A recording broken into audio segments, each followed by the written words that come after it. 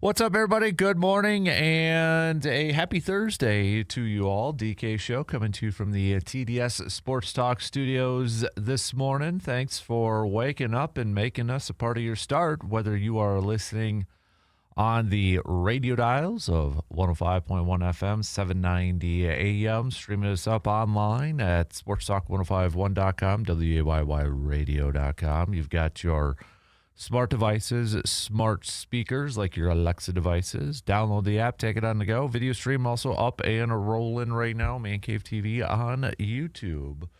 What do we have on our game plan for us this morning? Last night, Brewers, Jacob Mizz pitching another fantastic game, another gem, but the Brewers still fall late. In the ninth inning, Brewers holding on to a 1-0 lead. But Abner Uribe giving up a 3-run home run in the top of the ninth inning, and the Padres would go on to win 3-1. Brewers were that close. If Terang maybe was just a little bit taller on that one shot up the middle when he tried to jump up again, just that close. But nonetheless, Brewers still fall. But the Mizz kid putting together some impressive games so far this season and just dialing up straight heat for Jacob Mizz. He did leave the game, so he was out there in the eighth inning. And then first warm-up pitch, he ended up getting pulled because, again, dealing with some cramps, it sounds like. So nothing too serious. At least that's what Mizz said after the game and such, but maybe something to kind of keep an eye on. But Mizz last night, 7 scoreless innings. He retired the final 14 he faced. He finished with fastballs at 102, 102, and 103. As Jeff Passan from ESPN noted, there have been pitchers who throw this hard. None has carried velocity like this late into games. So, but just an insanely impressive performance from Mizz again last night. Brewers will try to go for the series win this afternoon before they get a little closer to us, actually, and begin a 3-game series against the Twinnies this weekend. But looking at today's game as we get set for this matchup for the Brewers to try to pick up another series win. First pitch is going to be at 12:40, and Kyle Harrison will be getting the start for the Brewers. So plenty of baseball talk, plenty of Brewers talk, and really after today, it'll be the first quarter of the season in the books for the Brew Crew. So what else do we got? Happy schedule release day, football fans, NFL fans. We did get one official Packers game released yesterday. And for all of you who don't have Netflix or don't like the streaming services, I'm sorry, but it going to have a game on Netflix, and it's going to be the first ever Wednesday night before Thanksgiving. So Thanksgiving Eve, the Packers will be visiting the Rams in Los Angeles.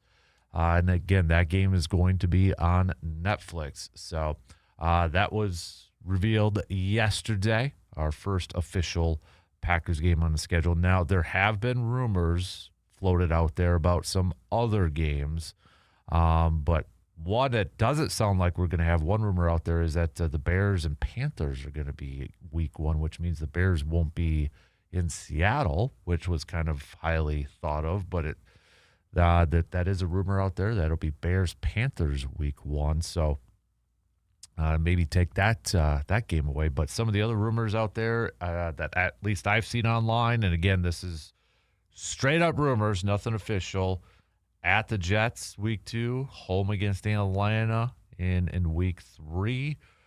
Could be a bye week 11 before that Rams game, or maybe possibly after, depends on that too. But we'll see how that kind of plays out here. It will be officially official by tonight, but if anything does happen to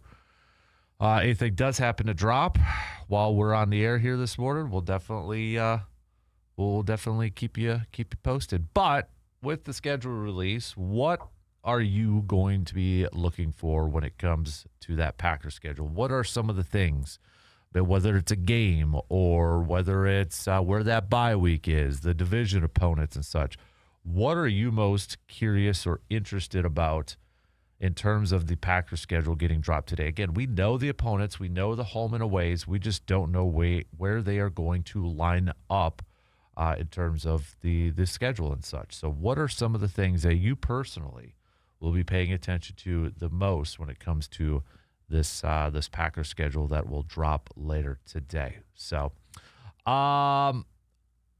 other couple of Packers news from yesterday too, just some minor roster moves in that.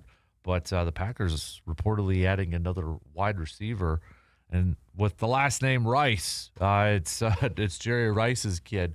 Is going to be apparently the Packers going to be bringing him aboard, claiming him off of waivers from the Raiders and such. But Packers adding some more defensive back help, a little bit of depth. We'll see if any, nothing like major news or big time news and such like that, but just kind of tinkering with the back end of their roster here for a bit. So we'll go through all of the moves that the Packers made from yesterday and maybe the last couple days and such here too. So plenty of football talk coming your way here this morning.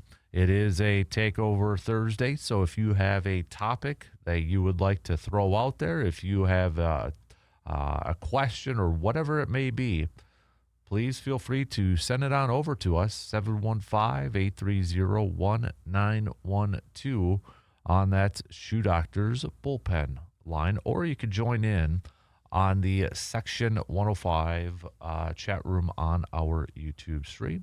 It is also a Enough is Enough Thursday, so what's the sports narrative, what's the sports take, what's maybe the opinion story, whatever the case may be, where you would just be like, enough is enough. We'll catch up with Jake also coming up here in just a little bit, or a couple hours from now.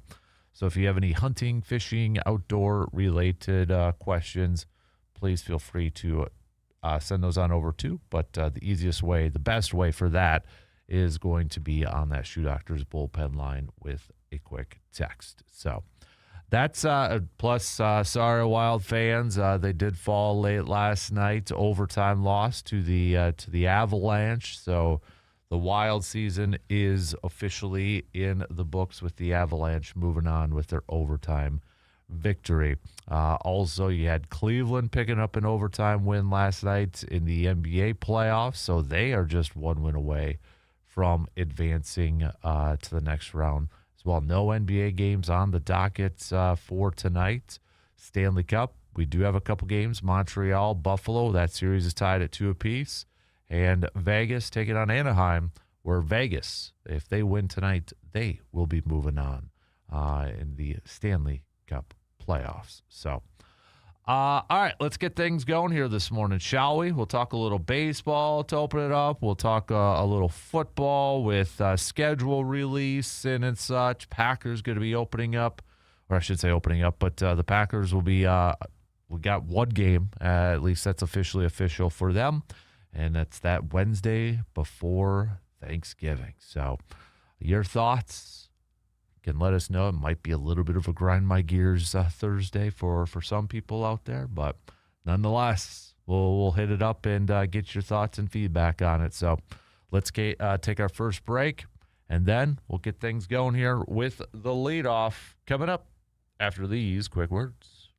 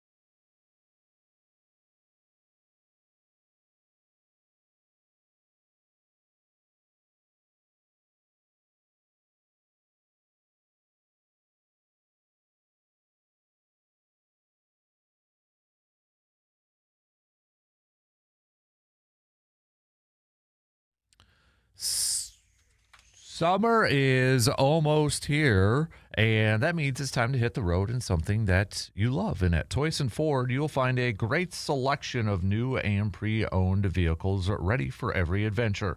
Looking for power, looking for comfort, looking for reliability? Hey, they've got it all backed by a team that's committed to making your car buying experience easy and stress-free.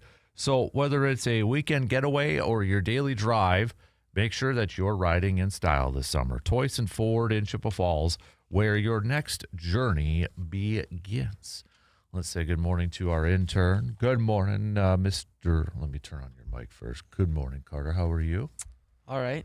Just all right. Just all right. Aren't you like graduating coming up here soon and that? So. Yeah, but hockey's over for me. So. I suppose.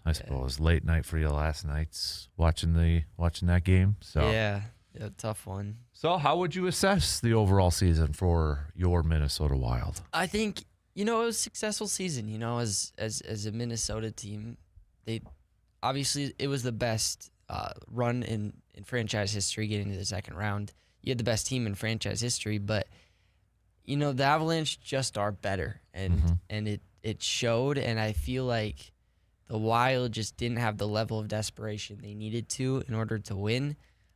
They didn't hit hard enough. They didn't skate fast enough, and the little mistakes when you play a team like the Avalanche create big problems. And so, the goal yesterday was just a good shot. I mean, it was. And 3-1, you got to win that game. And I was reading an article, and it was like, when you got a 2-goal lead with less than 5 minutes and you let it up, you don't deserve to win. Mm-hmm. And that just felt like the whole series. They just didn't deserve to win the Avalanche series.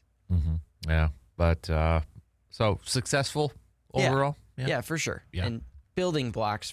I think that's a good phrase. Yeah, building blocks. So, hey, we got baseball. We've got shout out Dalton Varsho. We got to give a shout out to our local kid Dalton Varsho for a walk-off grand slam last night for Toronto. That was pretty cool.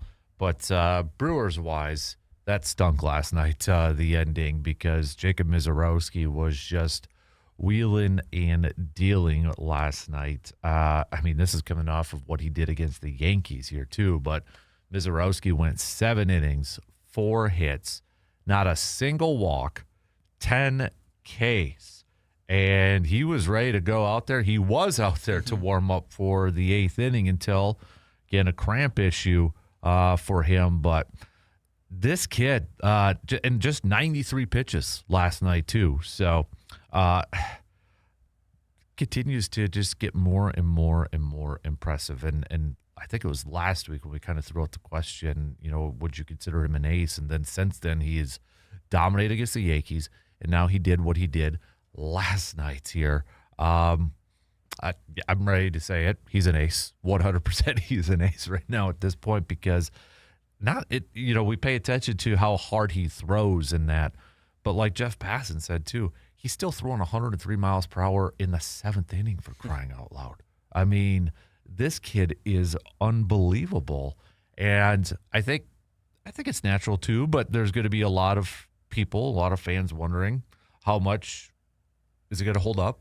Arm, I think we're just kind of, knock on wood, it doesn't happen, but waiting for maybe the inevitable to happen with an elbow or a shoulder or such, just because of how hard he does throw. A lot of it does come from the lower body, which definitely helps take that strain off of his elbow and such. But what else can we say about Mizz that maybe we haven't said before? I mean, it just seems like he's getting better and better and better every time he goes out there. Well, what impresses me is he's working through the struggles he had last year, right? Yeah. I mean, last year he struggled with walks, and he threw 93 pitches and 68 were strikes yesterday. Mm-hmm. That's incredible for a guy that throws 102. Yeah. And I mean, earlier this year we talked about how he's kind of matured in realizing, my velocity can come down as long as I'm hitting the corners.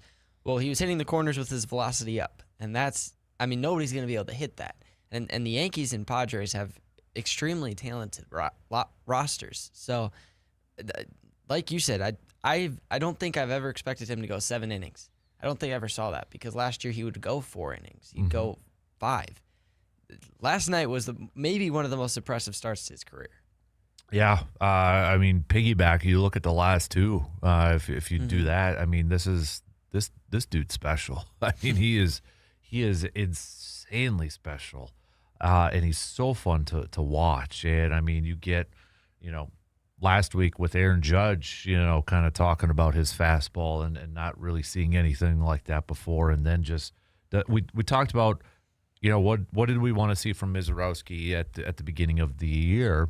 It was consistency, right? Just kind of consistency, whether it was in terms of, you know, not walking guys or, you know, not having a great start or having a great start, then maybe having a little bit of a hiccup and such. For the most part, yes, you know, you look at the Boston game and then the fatigue, I think, kind of settled it and mechanics and such. But man, he's checking a lot of boxes, I think, that we wanted to see from him this year. And just remember, too, he's only been in the league for about a year, not even about a year yet, you know, when he was called up last year. And you just, like you said, building blocks for hockey and for your Wild team. But these are some building blocks that he's putting together right now for his career. And, gosh, he's approaching upper echelon, I would say, for starting pitchers at this point. I mean, he's in the Cy Young conversation at this point, a 2.12 ERA. Again, everything he's done has been impressive this year, and it's kind of like you're excited for what comes next. Another impressive thing for me is, I mean, he's starting every 5 games. Yeah. And for a pitching staff that's this young, I mean, he's a veteran. And so for him to be able to go out every 5 days and take the ball, that's critical for a team that struggled a little bit this year. Mm-hmm. Yeah, and honestly, maybe the only concern right now is the cramps, if it's going to be something. Now, luckily, they've been kind of happening at the end of games and such, but you know that's obviously something. You know, it's a couple games now that we have seen Mizz deal with cramps in his lower legs and such. So maybe the training staff got to inject him with some more fluids or something like that, but. I guess if we threw out the question, what's your biggest concern with Mizz? What is still the question that you have or whatever have you, if it was consistency? And not to say he's going to be like 100%. I mean, pitchers are going to have bad days, right? We're going to see that in starting pitchers and such. But, I mean, he's approaching where when we get to like ace level things, I think one of the things is that you want to see that ace go out there, let's say 4 times out of 5 or whatever, and have those type of games. I think he's there. Yeah, or if he's not there, he's for some people, he is like right on the fringe of that. And you look at last year, his big time, he doesn't shy away from the spotlight. He doesn't shy away from the pressure of anything. And I think it is a big benefit to have a guy like Contreras catching him too, because there was a moment in that game towards the end of his outing, and I think it might have been his last inning. And Contreras, you could kind of tell that he just walked out there and maybe just calmed them down a little bit for the last batter. I don't even think he said anything, you know, strategy-wise, because they were both smiling and just a few words, and then he walked back. But it's to have a catcher like that to go out there and understand a younger pitching staff too is such a big bonus for these guys. Yeah, and just knowing when your pitcher needs a break. Mm-hmm. You know, he threw 7 innings, so that's a long time on the baseball field, and 93 pitches isn't a low amount. So, and we've talked about Contreras is so good at calling pitches, just calling a game, and defensively he's so good. But yet his presence, I mean, Pat Murphy's talked about Contreras, his presence with the younger pitchers is incredible. Yeah.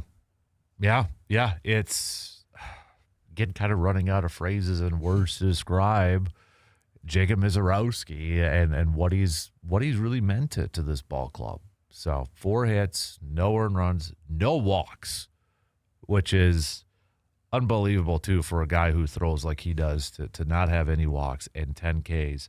I mean, I don't think it probably surprises anybody if you were to look at strikeout leaders in Major League Baseball to see that, Jacob Mizz on the top there. I don't think that would probably surprise anybody at this point in time. So let me, Mizz 80, Dylan Cease in the same amount of games, 75. Mizz 51 innings pitched. Dylan Cease, 52 and a third, if you're just kind of keeping tabs on that. But strikeouts per 9, 14.1 for Jacob Mizorowski. Strikeouts per 9 innings. And, that 2.12 ERA. If I just kind of sort it, let me see if I can sort of kind of weed through some non-starters here. I mean, Cam right now for the Yankees is at 135. Shohei is just ridiculous right now, 0.82. I mean, whether he's hitting or at this point now just becoming unhittable, that guy is ridiculous too. That's another person. What do you just kind of at a loss for words of what do you say about Ohtani this year too? I mean, this is a guy too who had Tommy John surgery not that long ago, and this is where I really, enough is enough, I think, with win-loss stats for starting pitchers. You look at Ohtani, 0.82, but he's 3-2 with a record. I think that stuff they gotta figure that out. They gotta change how you award. And I know Aaron Ashby talked about this too, because right now he's a league winner or league leader in winners. They got to adjust that. Well, and Paul Skeens, I mean, he's on the Pirates, so this year he is 6-2, but he's been the best pitcher in the MLB for 3 years, and he has not gotten the wins like you've talked about. So, and there's some pitchers obviously there, but Ohtani, Mizorowski, I think they should highlight the quality starts a little bit more than wins and losses at this point. So, but was it? Let me just bring up something really quick about Ohtani. Yeah, and the thing is that people are kind of looking at his offensive numbers. He's only hitting 240 this year, and he's just has 7 home runs. So I love the narrative now is that Ohtani focusing too much on pitching instead of offense. It's like, just appreciate greatness when we see greatness, right? I would take 240 and 7 home runs from Joey Ortiz right about now. So, hey, yeah, he's only doing one. So, yeah, we get 1 home run maybe every few months, and when it happens, it's a big moment. So, all right, we got to take a quick break, but plenty more baseball talk coming your way. Feel free to hit us up with a quick text on that Shoe Doctors bullpen line at 715-830-1912. Or hit us up on the Section 105 chat as Barb and Joe are over there. Barb said Mizz is just unbelievable. Joe says sucks they couldn't get him the win. So at least he didn't get charged with a loss, because that would have been infuriating. But, yeah, he definitely deserved to get that W. So, all right, we'll take a quick break. Back with plenty more coming up after these quick words.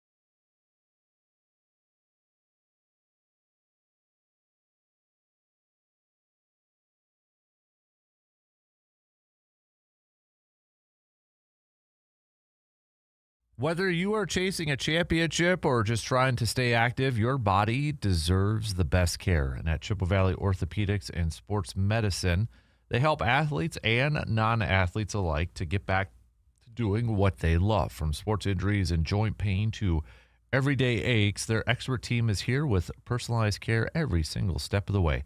So no matter your level of activity, you don't have to sit on the sidelines. Chippewa Valley Orthopedics and Sports Medicine, helping you move better, feel better, and live better. And Christian Yelich maybe could use an appointment to Chippewa Valley Orthopedics and Sports Medicine.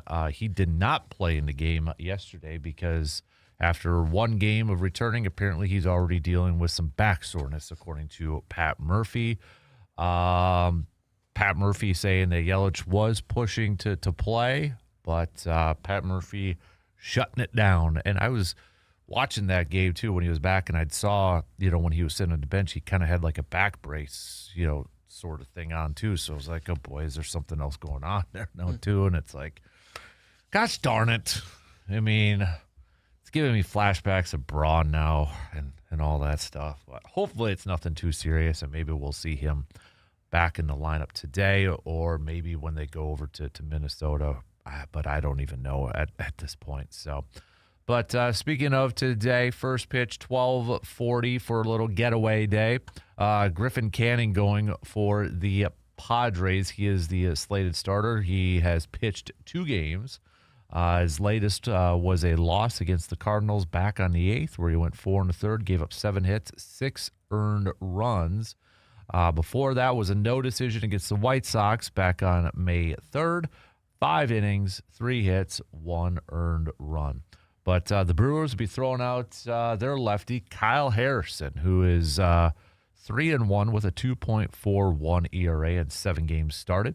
He is coming off of a no decision against the Yankees back on the 9th, where he went 4 innings, 4 hits, 2 earned runs, did issue 4 walks in that game, and 6 strikeouts. But Kyle Harrison, I think is safe to say, too, he has been a guy that has been very impressive so far this season.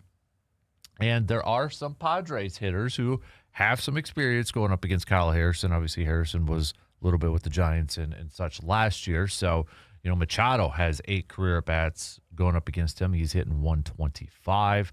Tatis, who kind of struggled a little bit this year, but he has been successful against Kyle Harrison. In 9 career at-bats, he's hitting .444 with a 1.333 OPS. Xander Bogaerts, 7 career at-bats, .286 with a 1.089 OPS. Bogaerts, Castellanos, Manny Machado, Tatis all have home runs against Kyle Harrison, too. So on the flip side, going up against Canning, we've got Brewers hitters who have a little bit of experience going up against him as well. Looks like about a game's worth.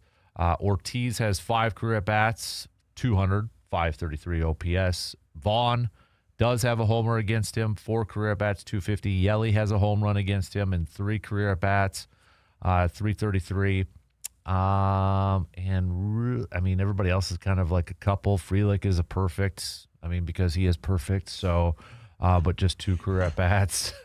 Turang, 3 career at-bats, doesn't have anything against him. By the way, I did put Turang in the Sal Frelick GOAT category for me. So I'm co-Frelick and Turang now. I need to get a Turang jersey and some Turang cards to really make it up into the Frelick category here too. So, but that's kind of the matchup.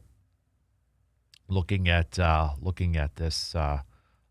These pitching matchups and such, but should give a nice shout out maybe to Luis Rengifo for how well he has played here as of late, especially from the offensive side. Now he doesn't have a home run yet this year, but if you look at his last 25 at bats, his last 7 games, he is hitting .280. He's on base for .357. Now, that slugging's only .280 as well because, again, not getting much from a from a power standpoint. But maybe give a little credit to where credit's due. From an offensive standpoint, we've really complained and griped about the lack of offensive production from the left side of that infield. But as of late right now, he's hitting the ball well. Got to give him credit. Well, if he, Hamilton, and Ortiz can give it just something at the bottom of the order, this top of the order, they should score runs. Only one yesterday, but they're in a better position, and he and Hamilton are switching off at third base right now. Ortiz and Hamilton are switching off at short. So, again, you really just need one of them on a given night to hit well. And Rengifo had 3 hits last night. We still lost, but if he can get hot and maybe Ortiz starts getting a little hot, then all of a sudden your roster gets a lot scarier. Yeah. And I know, he made a nice play last night with his arm to throw out Tatis late in the game too. So be nice if we can, and Luis has shown some power throughout his career too. I mean, I think was it a couple of years he's had double-digit home runs with the Angels and such. So it's not like a Hamilton or an Ortiz. He at least has shown a little bit of that. I think it was a few years ago, so nothing really recent here. But be nice to maybe just get a little bit of pop power added on that. Yeah, exactly. So, but I'm excited to see Kyle Harrison again. I mean, is it fair to say that Mizz and Harrison 1-2 in terms of pitchers right now, starting pitchers for the Crew? Yeah, and I would even say that's a top 10 MLB duo. All right. I mean, the way they're pitching right now and the fact that the Brewers have them under team control for a long time, it's going to be fun to watch. Mm-hmm. Now, it is a Takeover Thursday, and one of your Takeover Thursday questions was, are the Brewers, was it utilizing Mizz too much, or should they be more careful with Mizz? And just, he's your number one, right? So he's had some cramping issues, and I don't think that's a big deal. I don't. But if he gets injured, we're in trouble. Yeah. And we can't afford that. So, obviously, he only threw 90 pitches in 7 innings yesterday. But did we really need him to go out there for an 8th? Right. You've got a good bullpen. And I don't know. Maybe we do. But I just feel like right now you can't, with how fast he throws, you can't take that risk. Mm-hmm. Yeah. And it's not like that we don't have that. We don't have a great bullpen. We do. Yeah. Anybody questioning the move from last night, how many other managers go to their closer in a 1-0 game? Yeah. Especially in the middle of that lineup with the Padres. Right, every manager will go to their closer for that one. It is so easy to criticize hindsight 2020 that thing, but any manager is going to give the ball to their closer in a 1-0 game, going up against, especially the heart of the order too. So that's on Uribe last night. That's on him. That's not on Pat Murphy. That's that. And yeah, it'll be curious because last year with Mizz, a lot of the talk was how many innings, because you looked at his career wise and innings pitched, and they stretched it out a little bit more, and obviously he's on pace to have his highest amount of innings pitched so far this season. But it'll be interesting, like when they get to that halfway mark too. And the depth that they do have at pitching, because, they've got relievers that can go multiple innings in that bullpen too, especially if like a Quinn Priester comes back. Do you put him in the pen? And, you got those if Chad Patrick stays in the pen. He can give you a couple innings. Whenever Jared Canning comes back and he's getting close to coming back, that's another reliever that can give you a couple innings. And it'd just be kind of curious that if they do get to a certain point in the season, whether it's the halfway mark or maybe the final quarter, do they try to, and depending on where they're at position-wise too, I think in the standings, do they try to, I don't want to say rest them, but take a little bit off so that if they get to the postseason, they're ready to maybe a little bit more fresher, if you will. Yeah, and I think Woodruff would be a good 6-day starter. It'd give him the rest he needs, but I think Mizz been more efficient this year. I think that's part of it, where he was throwing 93 pitches in maybe 4 1/3 last year, and now he's getting through 7. So that helpful. But like you said, I don't think a 6-man rotation's bad, especially because Quinn Priester was the best pitcher we had last year. or I get one of them. Mhm. Peralta was good, but when you add him to your rotation, all of a sudden you've got a good 6-man rotation. So I don't think that would be a bad decision. Mm-hmm. Yeah. Hey, not to sidetrack completely, but a couple of schedule notes. I mean, we knew Green Bay wasn't playing on Thanksgiving because they're playing the Thanksgiving or the Thanksgiving Eve, but it'll be Bears at Lions for Thanksgiving Day. And I saw this. This was from overnight, but the Vikings apparently will close the regular season at home against the Bears, which means Packers are playing Lions for the season finale. We just don't know if that's going to be in Green Bay or if that will be in Detroit. But because we know teams wrap up their regular seasons with division games, so we can insert the Lions in there for the final game. Don't know if it's going to be at Lambeau or on the road to Detroit. But I would imagine that a lot of Packers fans are hoping it's at Lambeau there. So what was this other one? Chiefs, Bills. Oh, this was overnight too, and I didn't see it because, yeah. Chiefs, Bills are going to be a Thanksgiving Day game. Ooh, that's a big. So we know, dang, you look at that Thanksgiving Day slate, Dallas and Philly, Bears and Lions, and now the nightcap, it looks like, is going to be Bills and Chiefs. And then the day before is Packers Rams. NFL knows what they're doing. They do. They know what they're doing. So, all right.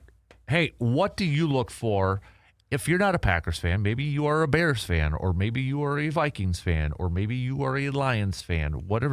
I don't care who you cheer for.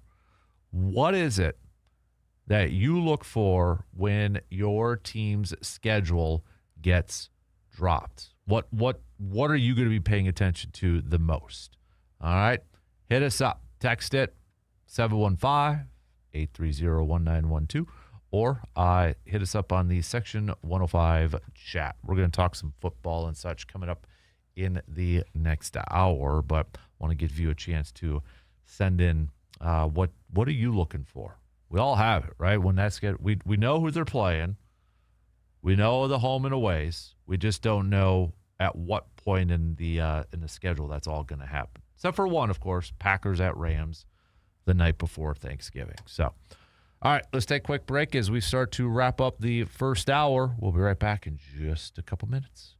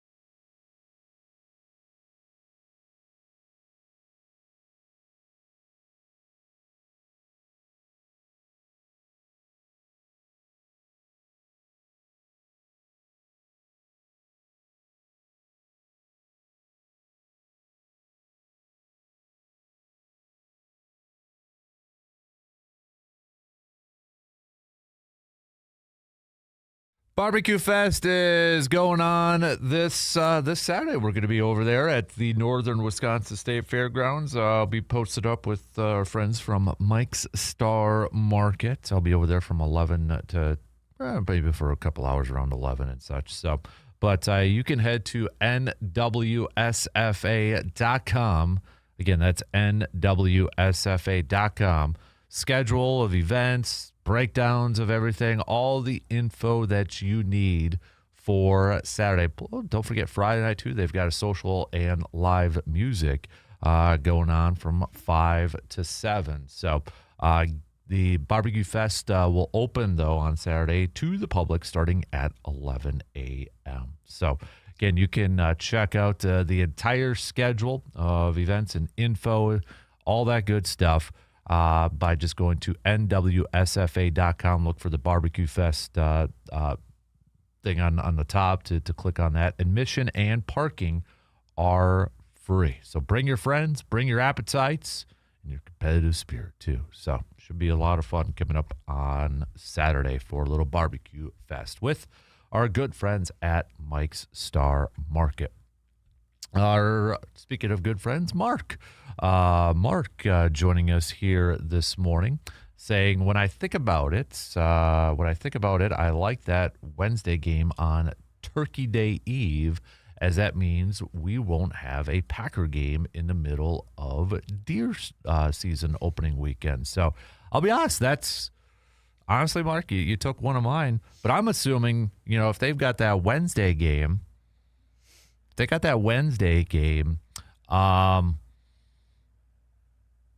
probably not going to be playing Sunday of the opening deer season. Maybe have a bye, maybe play the Thursday before. I've seen those two. So I'm right there with you because that is one of the things I always look for, as long as it doesn't interrupt my deer season. So, yeah, that was one of my first things I thought of too. So how about the rest of you? All right, send it on over. Text it to us on that Shoe Doctors bullpen line at 715-830-1912 on that, or hit us up on the Section 105 chat room. So we'll get to some football coming up next hour. We'll talk a little bit about the schedule release. We'll finally get the full-on schedule from the Packers and the rest of the NFL today. But, again, if you are, I'm assuming a lot of you are football fans, what is it that you are looking forward to the most with the schedule release? What are some of the things you're looking for? Is it the bye week? Is it division games? That sort of thing. We'll tell you a little bit about some of the prospects that are coming over to Green Bay. So, or not coming over to Green Bay. Signed the couple, I shouldn't say prospects, couple of newbies. That's the word I'm trying to find. Newbies. We've got a new defensive back and a new wide receiver with the last name of Rice. So, and that is Jerry Rice's kid. But we'll tell you a little bit about that. Romeo Doubs also, speaking of wide receivers, want to play a little clip from him. And I don't know if anybody had a chance yet to read Jair Alexander's Players Tribune piece. But Jair kind of opened the door a little bit about his exit from Green Bay. And it's a really good piece. It kind of paints a little bit more of a picture of what went down after Green Bay. And honestly, he admitted like he did not want to leave Green Bay, and it really affected him mentally with his exit from Green Bay. So, but it really opens the door and such when it comes to kind of a peek behind the curtain there too. So, but we'll hit that up and chat about that in the next hour. So. C-Bomb says, my only concern with the Wednesday game is that I'm hoping it is after a bye. One of the teams will likely be playing the Thursday before. I'm curious to see how the schedule falls. So I feel, and I don't know if Green Bay really had a say in this. I almost feel like Green Bay would rather have the bye after, because if you have a bye the week before, I feel like that's a short bye for teams, because normally you have a bye and then they don't come back and maybe play until Sunday or Monday. But I feel like if they get a bye, that they're vacay week if you want, or it's a little bit shorter because they got a game on Wednesday. Then you know what I mean? Like Yeah. that's kind of what I was like. So I don't know if it makes sense to have the bye the week before because it's a Wednesday game, but at the same time, I feel like some of the players are getting cut short with that. I don't know. Maybe I'm overthinking it. A But Thursday game that earlier week wouldn't be a problem. Right. So yeah, but we'll see how it falls. And that. But all right, shot clock's gonna cut us off. We're gonna have some news updates, and then we'll get into a little bit more football talk coming up in this next hour too. So, really quick, Seabaum also says Alexander's piece really shows what goes through the mind of a player. I really hope he's able to make a comeback and end his career on his terms at a much higher level than what he showed dealing with the injury. So, really quick, did you have a chance to peruse it a little bit? no. It's a good read. It'll take you a few minutes, but I always like those Players Tribune pieces because it gives us a peek behind the curtain a little bit too. So, all right, shot clock's going to cut us off. We're going to take a really quick break. We got some news updates, and we'll kick off the next hour with a little football talk. Tell us what you look for when that schedule drops. We'll be right back after these quick words.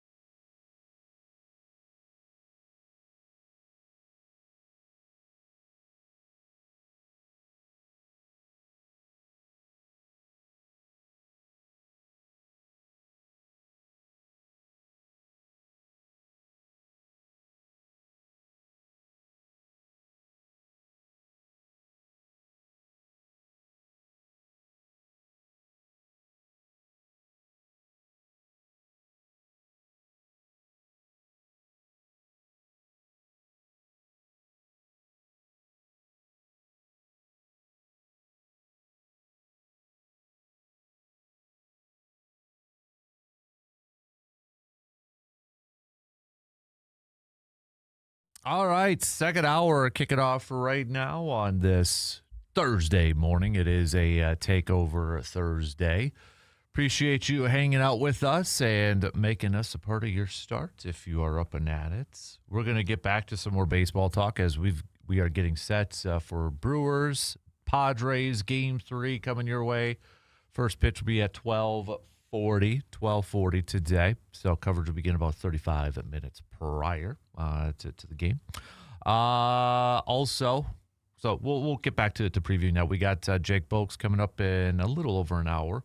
So if you have any outdoor-related questions, please text those on over to us at 715-830-1912 or hit us up on the video stream. Section 105, the Section 105 chat room is going on over there where Barb says, great read on Jair. He put a lot out there on his mental health. So let's open it up let's open up this hour talking some football here as we get set for the schedule release that will be dropping later today. We might get some more leaks throughout the day, but and what's this one? Oh, okay. Never mind. That one we already got. But anyways, what do you look for when it comes to the schedule for your favorite team? Whether it's the Packers, if you're a Packers fan, or you're a Bears fan, or whatever the case may be, what is it that you look at when that schedule gets dropped? It could be something as simple as figuring out what games I'm going to go to, or figuring out how late your nights are going to be because of primetime. That's me for a few of them and such. When I was younger in college, I wanted primetime games. Now I despise primetime games, but it's also a curse. It's a blessing and a curse because it usually means your team's pretty good, unless your name is the Dallas Cowboys and you're just going to get primetime games regardless. So, but in Green Bay's case, they'd probably still get some primetime games because they are the Packers, but maybe not as many. But still, it's a blessing and a curse. So, how about you, Intern Carter? When you look at when that schedule gets dropped today, what are you going to be looking for here? The first 4 games without Micah Parsons likely are going to be hard. So I'm interested to see. I doubt we'll play the Cowboys. I'm sure they'll leave that for when Parsons returns. But I'm interested to see if we play the Bears or if they kind of front load our schedule with more of the AFC opponents to where they're not rivalries until we're back to full strength. I think that'll be one of the main things. And then always when the bye week is, seeing and now I'm interested to see what the week before the Thanksgiving Eve game is. Just, is it Thursday? Is it our bye week? Like when are we playing that week? Right. Yeah. No. Those are good. I'll be honest with you. I didn't even think about the Micah Parsons effect with the first couple games or first few games of the season too. That's good. That's an important one. I think. Can they weather the storm? Can they get off to a really hot start or a good start without Micah to open up the season? I think for a lot of people, bye week, where is that going to fall? Is it early? Is it late? Is it somewhat in the middle? What's the schedule like maybe after the bye? How quickly or before? Those sort of things. I think, some of the other things I look at, I already mentioned the hunting season part of it, but how many home games in the final quarter of the season? Are they going to be at Lambeau a lot, or are they going to be on the road a lot? You would imagine it's going to be, colder weather at that point. So do they have a little bit of a home field advantage? Traveling and such, the travel schedule, are they going West Coast back to back or West Coast to East Coast, that sort of thing. You look at those type of things, but obviously you look at division games, where do they fall on the schedule? For me, it's Chicago specifically, because when does Chicago come? When does Green Bay go to Chicago? I'd rather go to Chicago earlier in the season, just weather-wise. Honestly, I don't think at this point it matters in terms of whether Chicago comes when it's cold or whatever. To me, going to Chicago later is more of a factor because of the wind and just the lake effect and all that, I think does have an issue with it. So, but yeah, I look at that. Obviously, you look at warm weather dome teams when they come to Green Bay and that sort of thing. So, I mean, there's a few different things. And I know some people don't think schedule release is that big of a deal or whatever, because we already know the teams. We already know whether they're home or away.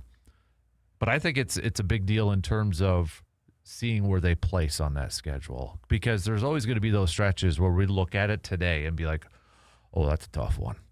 And it could instantly change. That's why I feel like strength of schedule talk right now is the most bogus, stupidest thing out there, because it's based off of records from last year.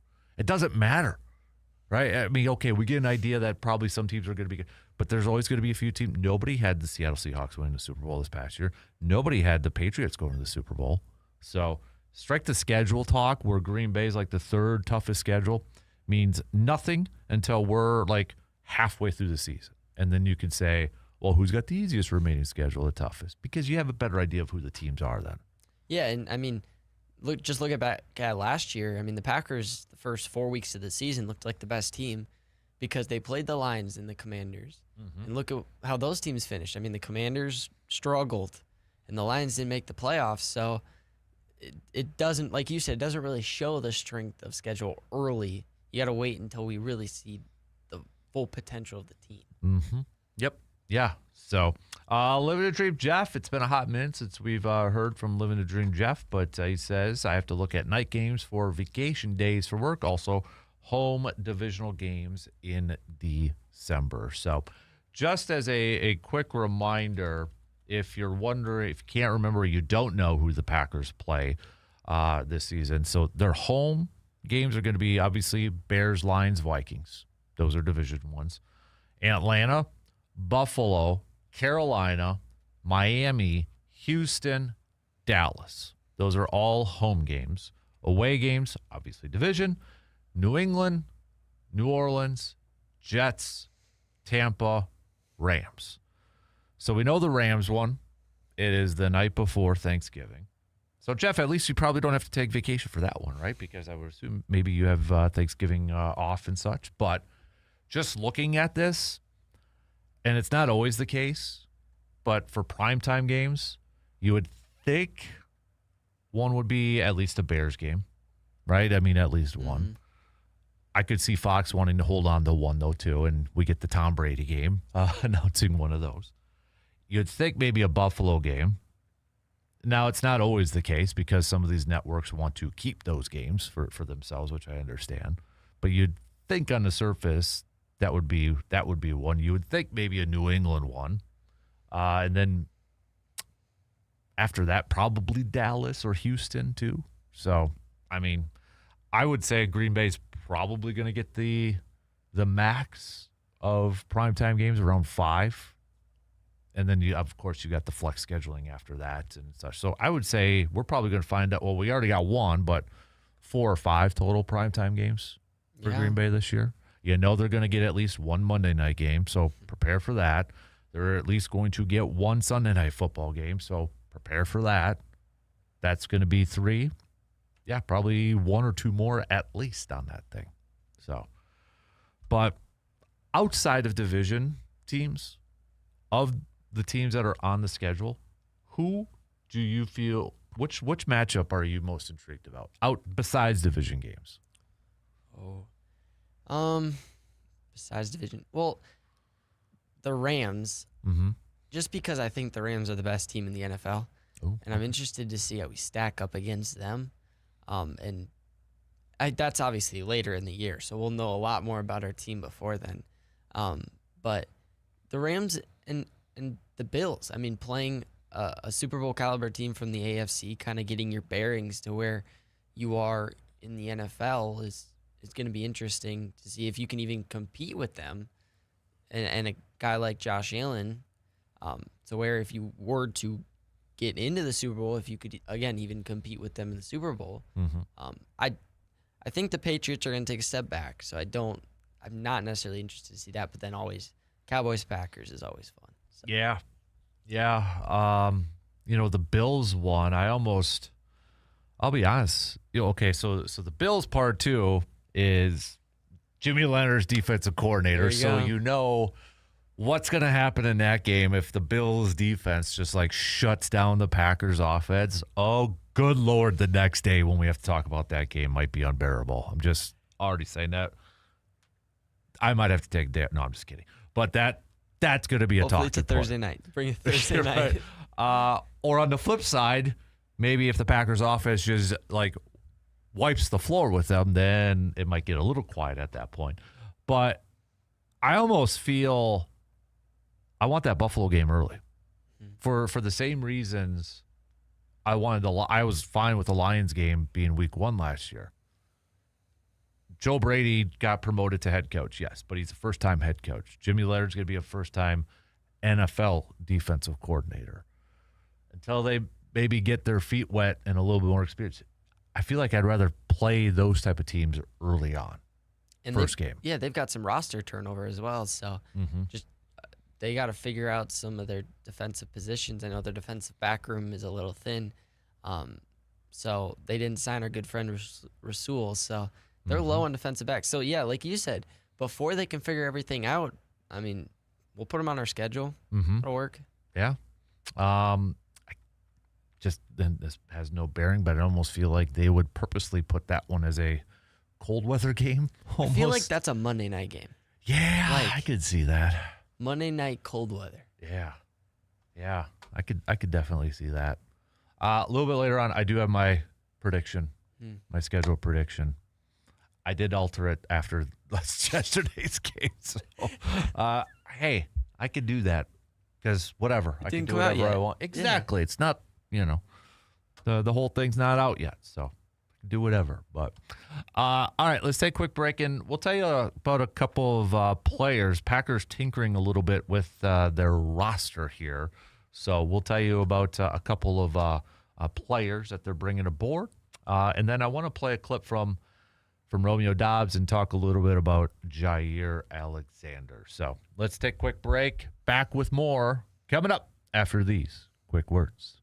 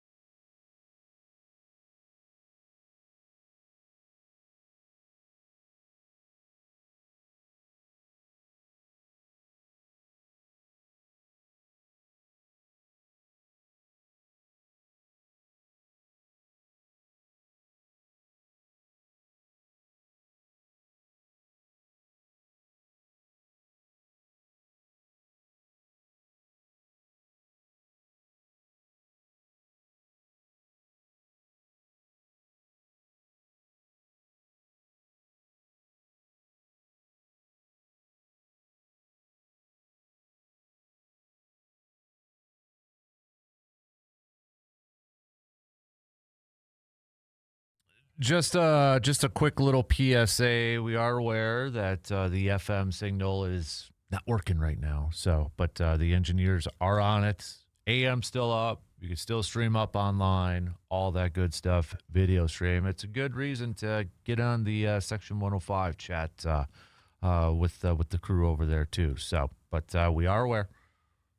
And if you're still listening on 105.1 FM, you're probably not listening to this part. But you can still tune in on the AM and online and such. The engineer crew is currently on it right now. So let's talk some more green and gold here this morning. So the Packers making some roster moves yesterday, kind of tinkering a little bit with their group. Nothing, probably names you haven't heard except for maybe one.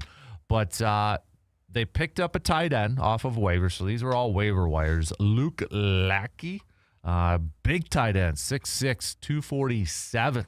The Packers picked him up off of waivers, former Texans. And then is it MJ Devonshire, Buffalo? So he was drafted by the Raiders, but then Buffalo and such. So he was drafted in the 7th round by the Raiders in the 2024 draft. But this is a guy who's apparently a speedster and such. So we'll see. Again, these are kind of just bottom of the end roster moves, but don't count them out. We'll see if they open up training camp and preseason with the ball club and have a chance to make it. But they also picked up a wide receiver by the name of Brendan Rice, and that is Jerry Rice's son. He was originally drafted by the Chargers. Raiders just released him, though, too. He's only played in 3 career games, and it was with the Chargers in 2024. So Packers picking him up off of waivers as well. So, again, maybe just tinkering a little bit with the with the roster. So I know Rice has the name, right? That's going to draw some intrigue and such, but let's just pump our brakes here a little bit.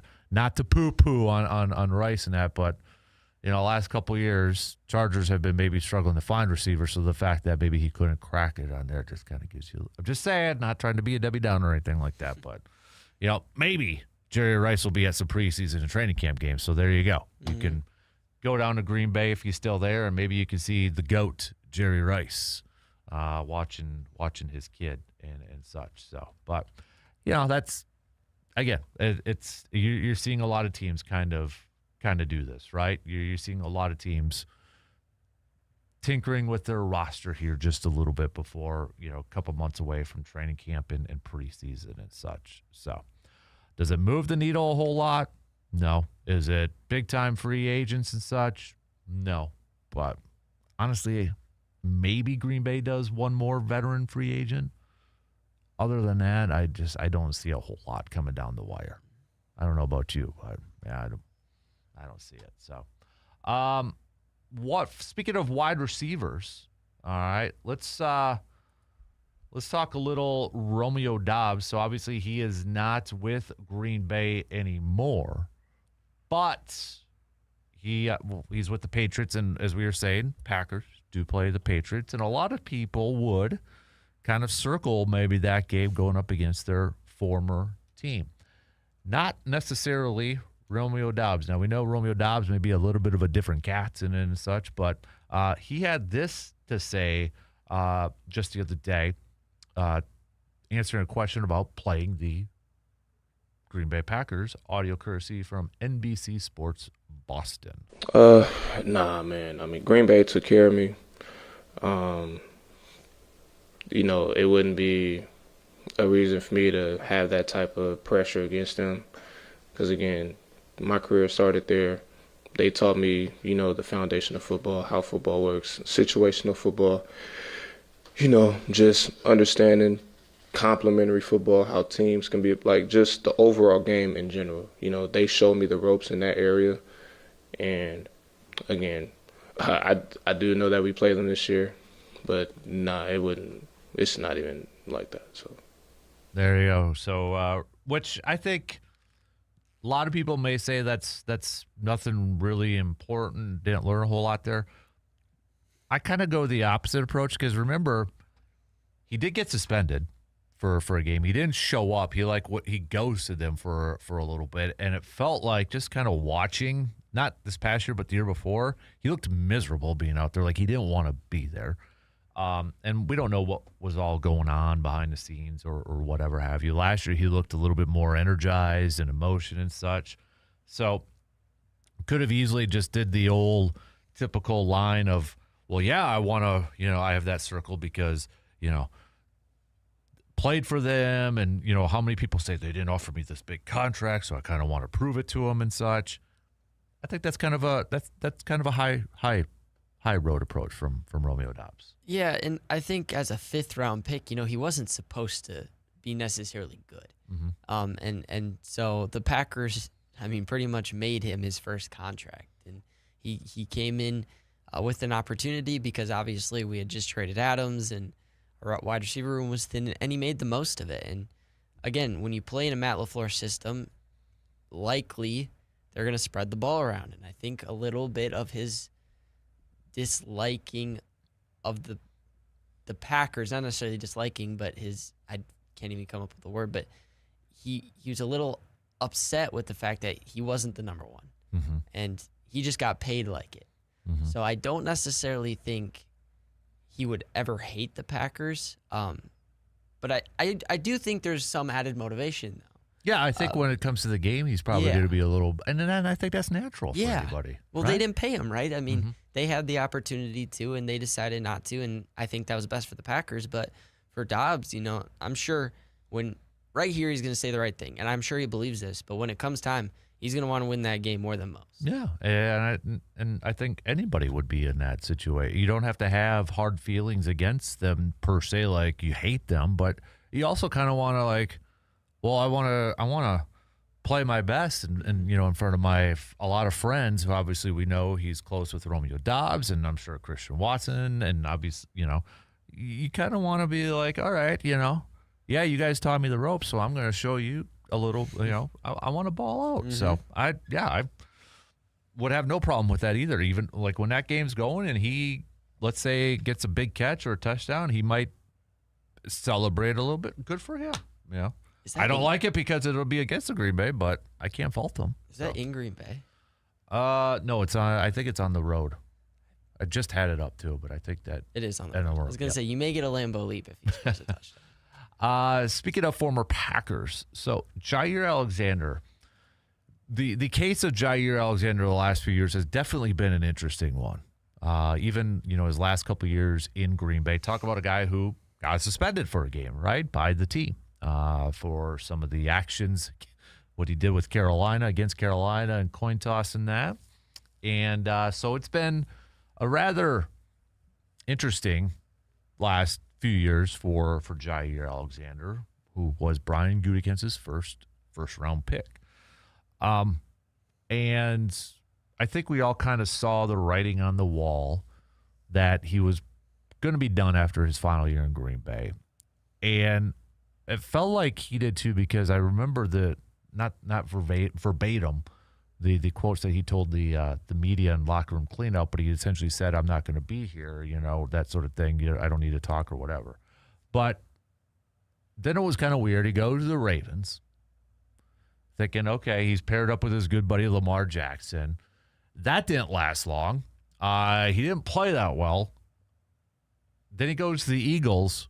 Doesn't even play a down for the Eagles and essentially steps away from football. Well, he penned this piece on the Players Tribune, and I'm not going to read the whole thing. It's not going to be story time here. Everybody can take a chance to read it if you haven't, but I will highlight a couple things, specifically from the Packers side of things. So he opens it up talking about that first game with the Ravens against Buffalo where he did not play well. If everybody kind of remembers that, he did not play well. But a little bit later on, he says, rewind a few months from that Bills game. Back to earlier in 2025 when I was still a Packer. Back before they released me. To be honest with you, I knew it was over for me in Green Bay when they wouldn't get me the iPad. Which I thought was kind of an interesting timeline considering... So let me read a little bit more here, then I'll go back to that. I was coming off knee surgery on New Year's Eve, and having to miss the playoff game because of that injury. So I'm in recovery mode, and a few weeks into the new year, I call up the Packers like, hey, can you guys send me over an iPad so I can start watching film and get a jump on next season? It's something that happens constantly in our league. Teams load up iPads with tons of film and give them to guys so they can study. But in this case, after my surgery, it was this situation where they just kept delaying things with the iPad. I didn't understand. I'd ask about it and be like, oh, yeah, right, the iPad. Yeah, we'll get that over to you for sure. But then nothing would arrive, and so I just kept asking. Still nothing. After a few weeks, I kind of got the hint, like, maybe the Packers don't really want me around anymore, which I think the timeline's kind of interesting where that he mentions is where he said Green Bay, he got the idea Green Bay didn't want him around anymore. Yet locker room cleanout, he was telling media members, I'm not talking because I'm probably not going to be here. So, but anyways, that might be nitpicking in that. He says not long after that, they got in touch about a potential pay cut. And you know what? I understood. I was making a lot of money. I just got hurt. I had no problem with taking less money and having to prove my value again. But as we went back and forth, it just seemed like we could never get fully aligned. So now all of a sudden, I'm needing to think about maybe playing for another team, something that I never really considered in the past. I'd always thought of myself as a Packer for life, had always wanted to end my career in Green Bay. And yeah, I understand that the NFL is a business. I get that. But at the same time, just being honest here, it wasn't easy for me coming to grips with that possibility, with the idea of potentially not being a Packer anymore. After I got cut, I tried to pretend like it was no big thing, but I never really fully dealt with all the emotions I was feeling. You know what I mean? What I've realized since in working with my therapist is that me leaving Green Bay, it was almost like a marriage coming to an end. And for someone who had devoted so much of his life to this game, that's not going to be something that happens and then you just move on like whatever. It lingers. It sticks with you, or at least it did with me. And I can tell you point blank that I absolutely blamed myself in the moments when I'd think about that divorce. So that entire offseason, as things went south between me and the Packers, I kind of just went into my own little shell. I wanted to be left alone. I felt like I'd let myself down, let the organization down, and let all Packers fans out there down. A little bit later on, too, he talks about getting ready for the Philly game. So after he went through, he was dealing with some knee stuff, recovering from knee surgery, but his knee just wasn't responding and swelling, and that really affected his play with Baltimore and such. And, you know, he kind of talks about, well, let me read this a little bit here, too. Let me just kind of get my bearings here right, too. So when you got to Philadelphia, the team they were playing was Green Bay, right? And he says, but as the game got closer, my knee kept swelling more and more. It's getting worse and worse because of all the reps. And in my head, as much as I'm trying to not think this way, it's like, here we go again. I was freaking out. I couldn't stop thinking about a potential repeat of what happened in that Bills game. But this time against my former team in my former home stadium. I mean, I know all those people, so it was even more terrifying. The team had planned for me to have my knee drained the day before the game and then to give it a go against the Packers. And I remember hearing that plan and checking my phone and seeing that it was like 7 degrees or something in Green Bay. And then just having all these thoughts swirl through my head about my knee in that weather. I went home that night before we were supposed to be flying out to Green Bay in the morning, and I didn't sleep a wink. I'm tossing and turning in bed nonstop. I'm worried and anxious and unable to stop all the negative thoughts from creeping in. I couldn't do it anymore. At like 3 or 4 a.m., I sat up in bed and texted everyone with the Eagles. It was like, I'm sorry, but I don't think I'm going to do this. I can't keep playing like this. Then a few hours later, I went down to the facility and told them all in person I was done. I remember I had this very emotional heart-to-heart talk that morning with Christian Parker, who was the Eagles' defensive backs coach at the time. I was basically crying my eyes out to him about letting even more people down. So it's a very kind of eye-opening piece here. And one of the things that really stuck out to me was, and this is kind of where it goes, where sometimes it's, for me personally, I don't like to just fully like go after a player for playing bad. Yes, we talk about it, we critique it, and that sort of thing. But at the same time, we're all human at that point too. And I thought one thing that really stood out to me, that Jair talked about, was before that game against Buffalo when he was with the Ravens, he was talking to Rodney Harrison before the game. And Rodney Harrison was Sunday Night Football and such. And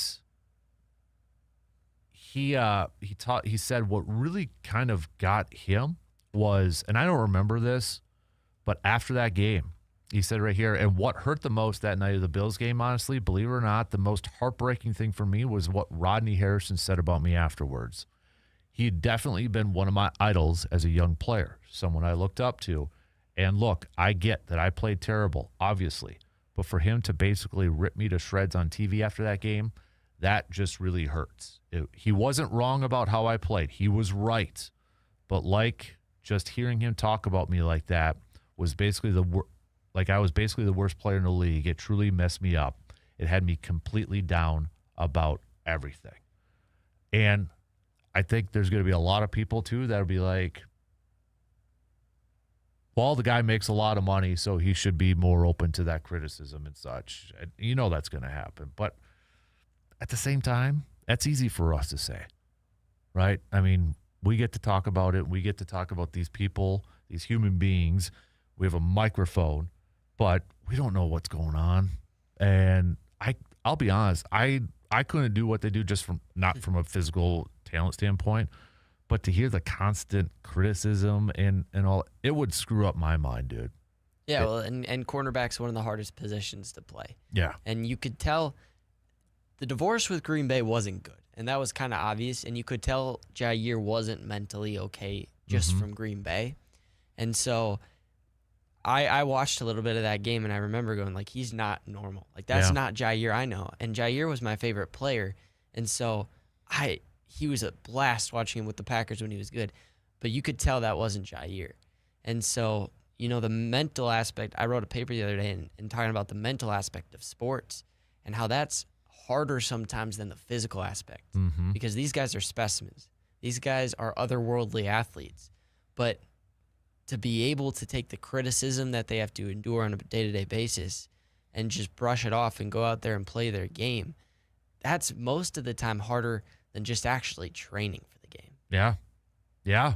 And I thought there was another piece here, too, where he said that I really needed to get through everything I was feeling and talking with my therapist after I got to the Ravens. One of the big things that we came to realize was that I was still struggling to deal with how things ended for me in Green Bay. I was still really hurt, and it was something I hadn't gotten over.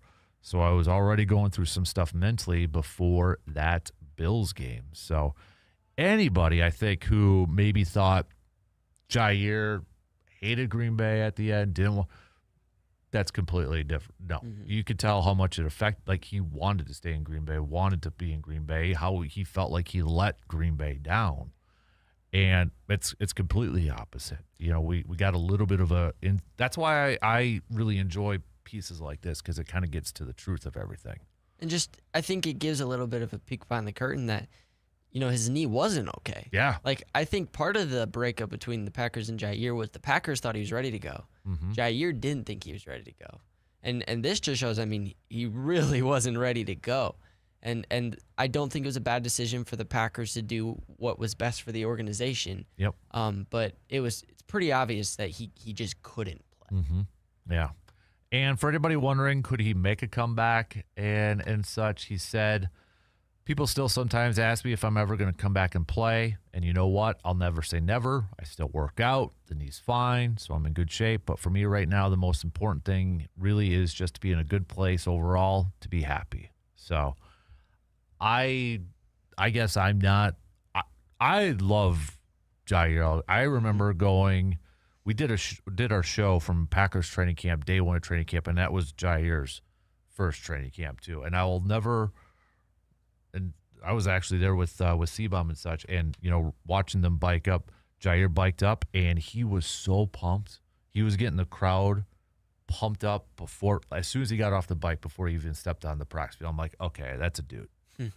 Just the energy that he was already bringing. So I've always loved Jair, and I know some Packers fans had issues with him towards the end of the season, whether it was health or tackling and all that, or he talked too much. But you know what? For the most part, he backed up a lot of that talk. And I think you have to talk a little bit with a corner, right? Because receivers talk, right? I mean, that's part of the game. You don't have to but it is part of the game at this point. Yeah, and he was incredibly fun to watch on the field. I mean, the sword celebration that he pretty much patented, and just, again, the way he did talk. I mean, grittying over Justin Jefferson, all that was extremely fun. And I mean, he was one of the most fun cornerbacks I've ever been able to watch. So. Yeah. All right. Your thoughts, let us know. Hit us up. 715-830-1912. Quick break, and we'll be back after these few words.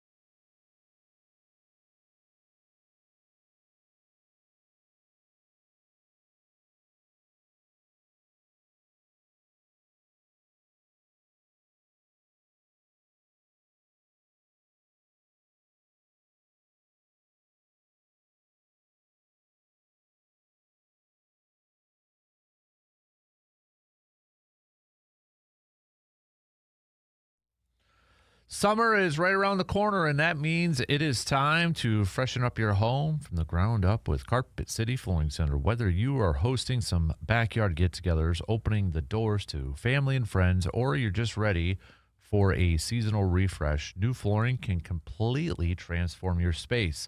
From soft, comfortable carpet to durable luxury vinyl planks, Carpet City Flooring Center has everything you need to bring your vision to life.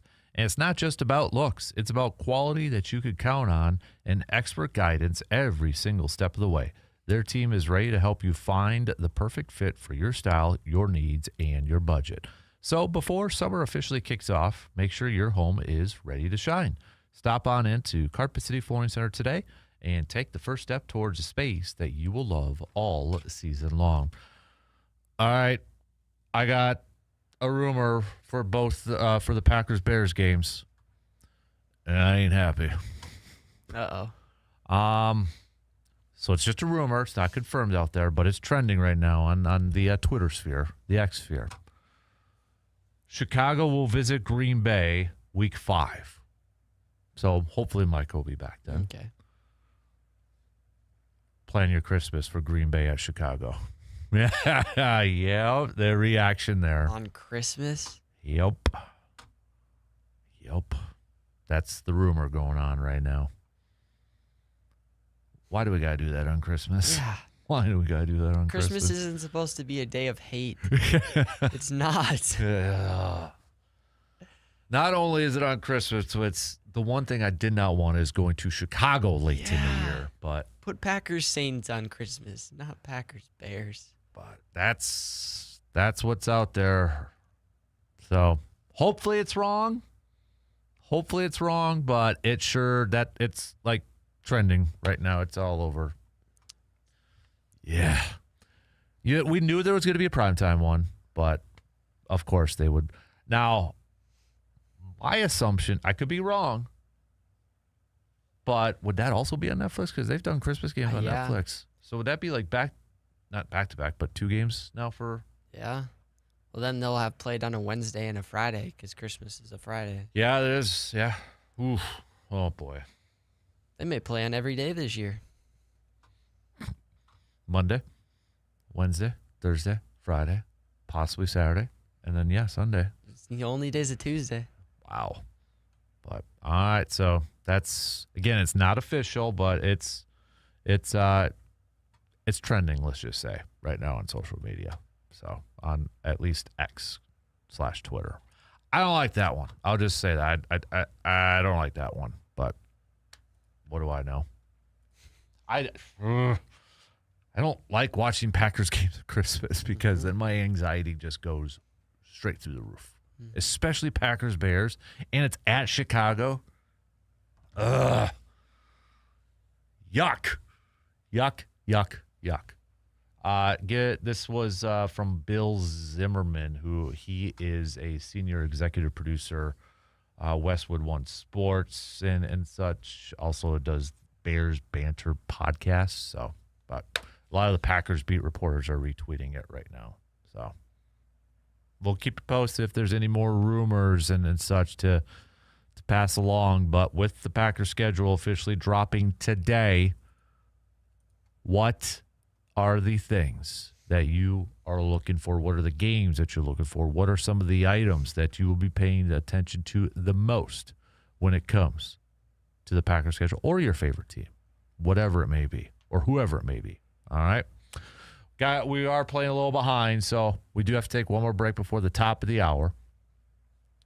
Get your questions in for Mr. Jake, though, our DNR warden buddy. Text those on over, 715-830-1912, so we can get those on over to Jake. So, all right, let's take a quick break. Back with plenty more coming up after these quick words.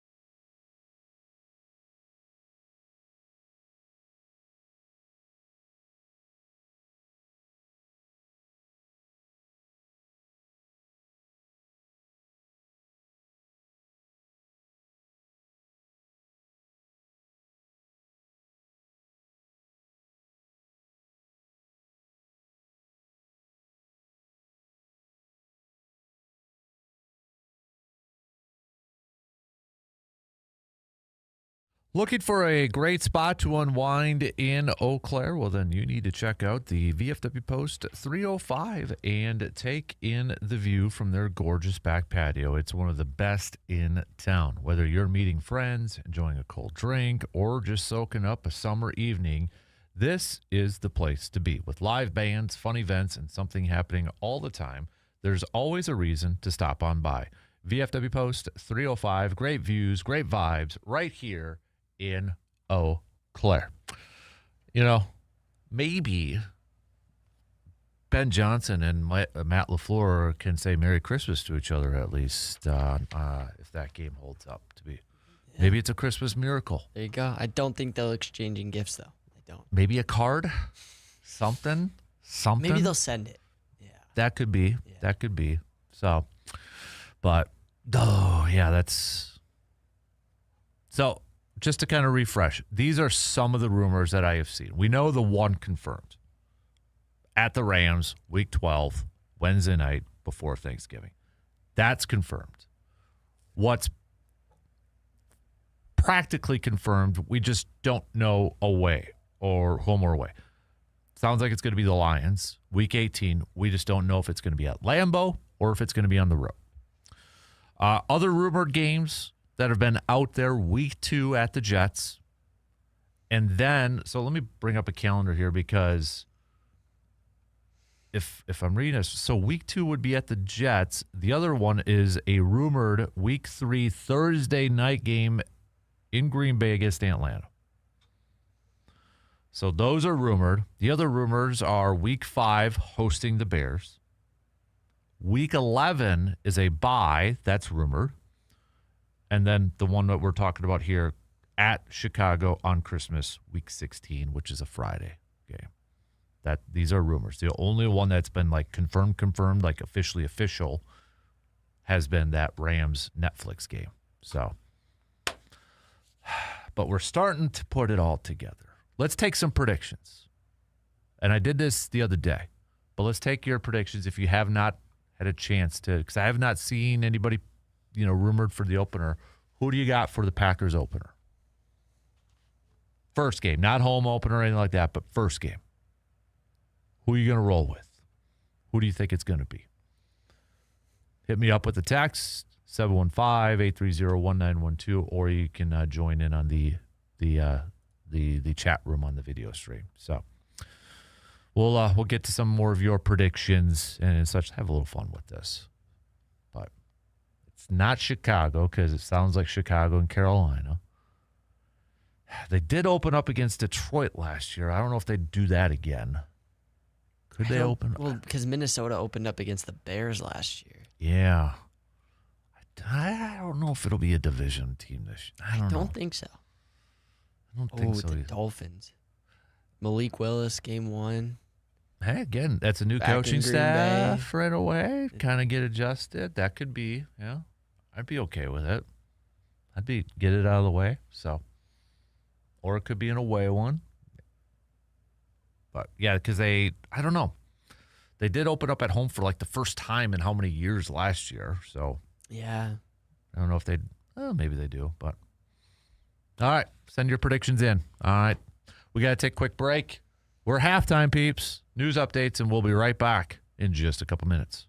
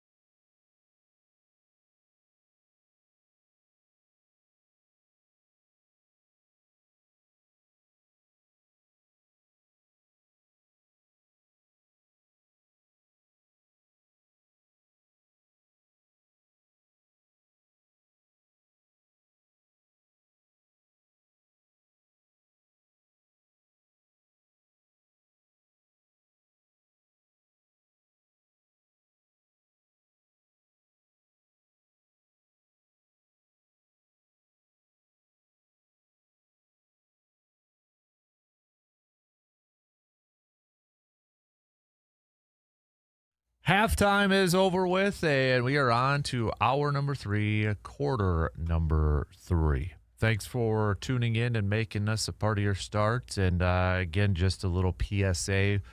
We are aware that the 105.1 FM signal is down right now. The engineers are on the case. They are working on it. You can still tune in to the AM signal 790 and online, sportstalk1051.com, WAYradio.com, YouTube stream, also up and rolling and working. We got the Section 105 chat on there too. It's a good opportunity for you to go check out the video stream. Hey, reminder, next Wednesday we'll be doing the program from Hy-Vee in Eau Claire, because Hy-Vee in Eau Claire is going to be doing another free breakfast for veterans and active military members from 6 a.m. to 10 a.m. Enjoy free breakfast and coffee as they celebrate America's 250th anniversary birthday. So that'll be coming next Wednesday, May 20th. We'll keep you posted on any more rumors in terms of the Packers schedule that gets dropped. We know the official one that was released yesterday. Packers, Rams, Wednesday night before Thanksgiving, Netflix.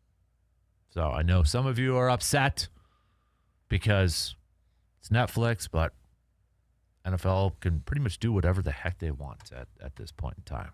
So, but, some of the rumors out there regarding the Packers schedule, the one that we were just talking about, something that's out there is Packers at Chicago for Christmas Day. So, hopefully not many family members are maybe houses divided for Christmas, because Christmas should be a happy time and such. So hopefully there's not too many families that are house divided between Packers and Bears. Although this wouldn't be the first Packers-Bears Christmas one. I remember watching one, over 10 years ago. Because Packers just dominated that game. But it was a night one at Lambeau Christmas Day, and that was a good Christmas. But this one, obviously, considering what happened last year and some of the stuff that's going on, that'd be a little bit more of a, let's just say anxious type of game. We've got Brewers back at it tonight. This afternoon, taking on the Padres. 12:40 first pitch. We've got Kyle Harrison on the mound for the Brewers. The Brewers hopefully can bounce back after last night's disappointing finish, because Jacob Mizorowski was just cruising and adding another notch to his belt of impressive outings. Okay, so there's been talk. We've talked elite or A status with Mizz. Is it too early? Let's erase the title of ace, because I think we could say ace. Now, is it too early, or can we say he's elite? Ooh. Is the Mizz elite, people? Or is it still too early? Now, when we say elite, let's put comparisons out there. Would you say Paul Skeens is elite? Yes. Would you say, when he's healthy, Tariq Skubal's elite? Yes. Is Mizorowski elite, or is it too early? Oh, boy. I'll throw it out to the rest of you. Hit me up or hit us up, 715-830-1912, or chime in on that video stream, chat room too. I would almost say not yet. Not quite. Mm-hmm. The thing about Paul Skeens and Skubal is they captivate whenever they are on the mound. So, you're almost waiting every 5 days because you want to watch them pitch, and I don't think Mizorowski's there yet. Now, he's on that trajectory. He's got to stay healthy, and we've got to see more of, like we saw yesterday, where he can get later into games, but I don't think he is yet. Okay. Just by Paul Skeens, by the way, dude's on a tear here. Last 2 games, he's gone 8 innings and has only allowed 2 hits in those 2 games each. And not that long ago, he had a no-no going, perfect game going against the Brewers too. That's elite. That's that's 100% elite there.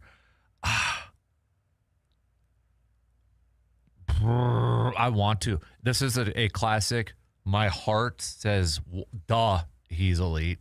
My head is trying to take the cautious approach, if you will, and be like, don't jump the gun.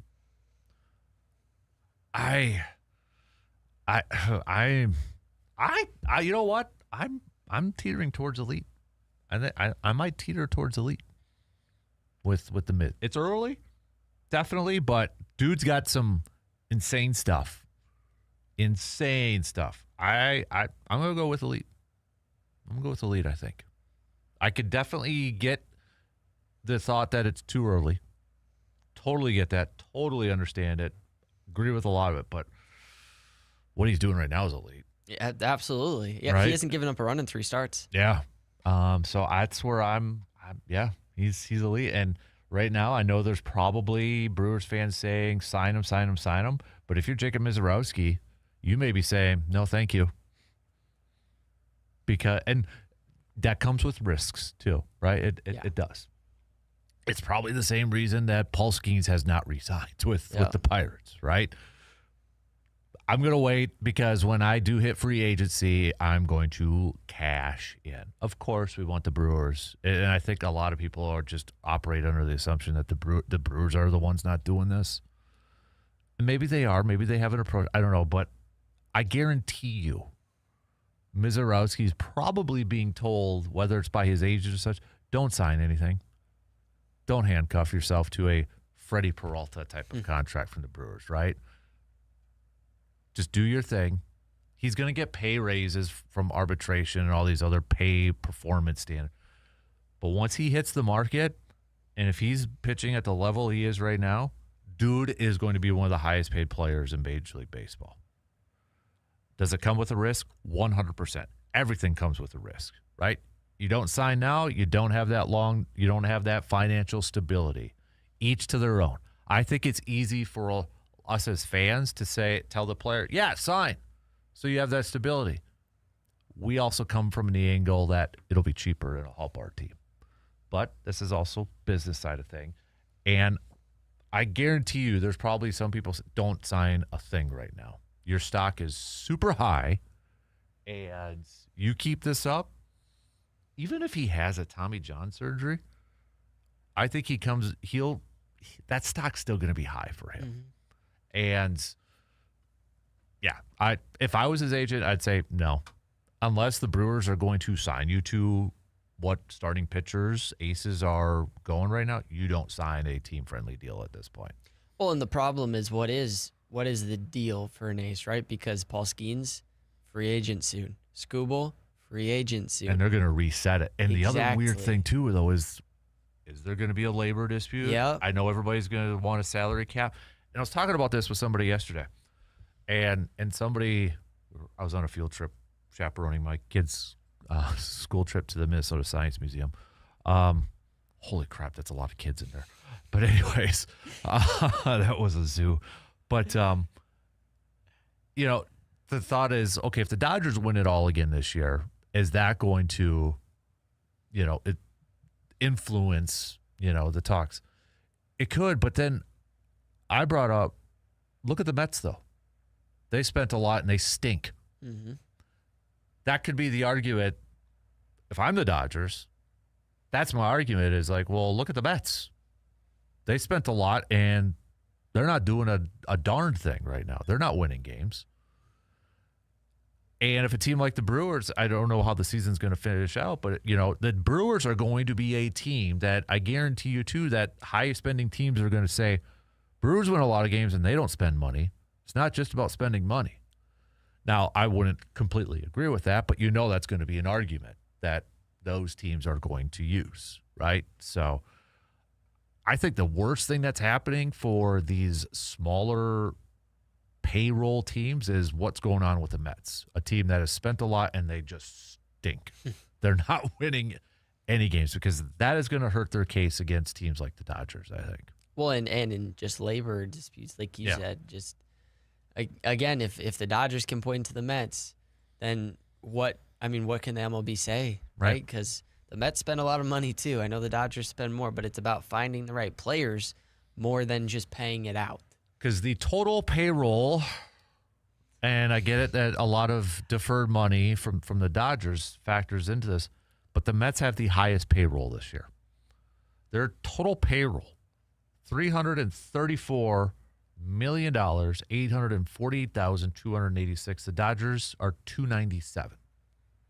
Mets are the only team over $300 million. The Brewers have the 20th highest payroll, $127, $830,619. So what the Mets in their 17-25 record are doing is not helping the case against like the Dodgers. Now, Braves, who are a really good team this year, have the 6th highest payroll. So that's factored in there too. But I think a lot of people thought the Braves were going to be decent this year. I don't think they thought they were going to get off to this hot of a start this year. Yeah, so, injuries last year. Yeah. Of the top 10 teams for payroll right now, you've got 1, 2, 3, 4 teams under 500. Mets, Toronto, who has the 4th highest payroll, they're 19-24. Actually, I miscounted. I think it's 5 because Philly, but they're playing better now. Yeah. Houston, and then Detroit. So it's 5-5. Detroit's 19-24.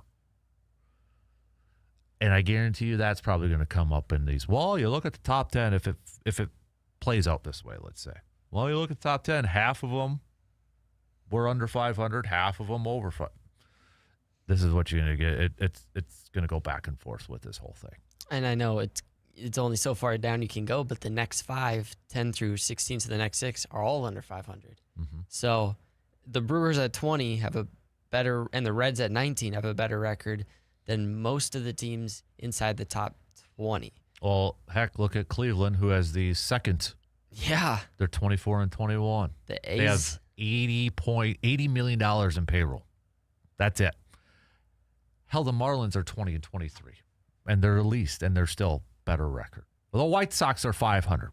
The Athletics, look at that, is not helping the case for some of these teams. Yep. My argument against that would be like, okay, postseason though. Mm-hmm. That's where I think the money spending helps these teams, like the Dodgers. The problem is when you have a 162-game season, the postseason's it's a big part of the year, but it's a small part of the season. Mm-hmm. So trying to fight for that, it'll be interesting. I do think there'll be a lockout, but it's going to be interesting because, again, like you said, I mean, the Dodgers just win games with their payroll, and the Mets just can't figure out how to win games. No. And then maybe it goes to the opposite, or not the opposite, but the other side of the spectrum. And this kind of goes maybe related to the Brewers too.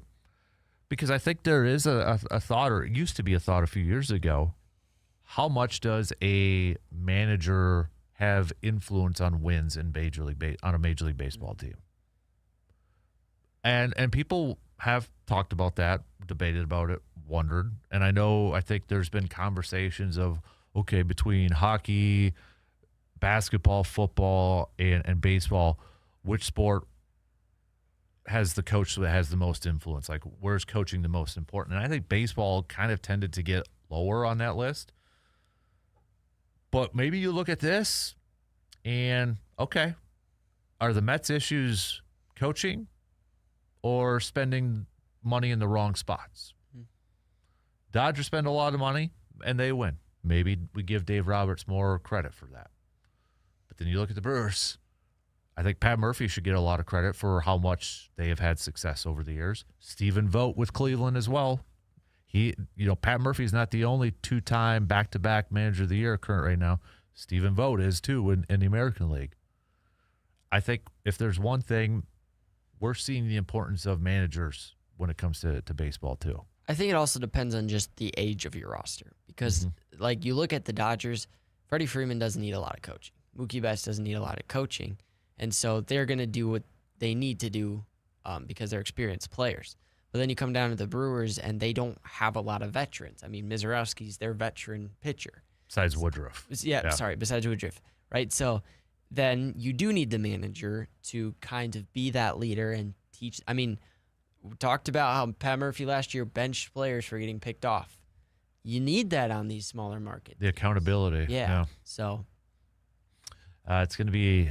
I think this is going to be the rest of this season is going to be an interesting case study to see the teams that make the playoffs, and then how far they advance in the playoffs.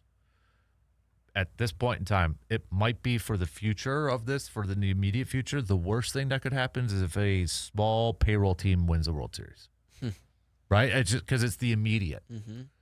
We could say, well, look at the last few years, but it's the immediate one. It's the most recent example. If one of these teams, let's say Tampa Bay, who's 24th on it, they're 14 games above 500. What if Tampa Bay wins the World Series this year? The Dodgers are going to be, well, we're down that we didn't win it, but you know what? We're ecstatic because you cannot use the case that it's payrolls that mean anything. Mm-hmm. Some will say, well, look at the list. Doesn't matter who just won now. Right? I mean, that might be like the second best scenario for the Dodgers. If they don't win it, is a team like Tampa Bay winning it. And it's baseball, so any team can win it because baseball is unpredictable and it's hard to hit a fastball at 102. So yeah. All right, we got plenty more to get to here. We got to take a quick break before we get to Jake here in about 10, 15 minutes. Last call for any questions for Mr. Boakes. Please text those on over to us at 715-830-1912. We'll be right back in just a couple minutes.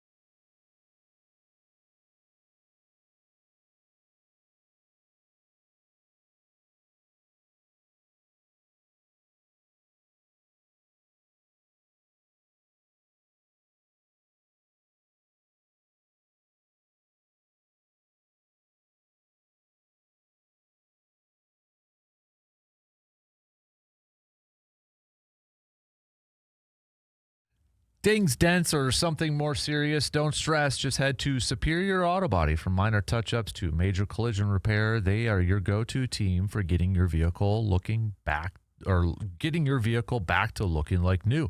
With experienced technicians and attention to every detail, Superior Auto Body takes pride in doing the job right the first time. So when life happens to your vehicle, trust the team that Eau Claire drivers rely on. That's Superior Auto Body, your go-to place for all of your auto body needs.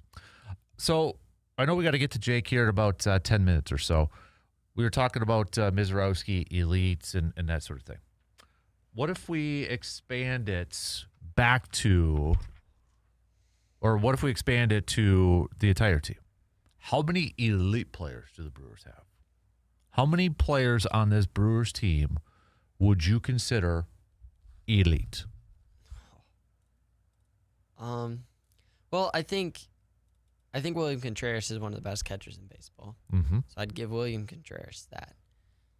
So and then we'll throw Mizz in there. So there's two.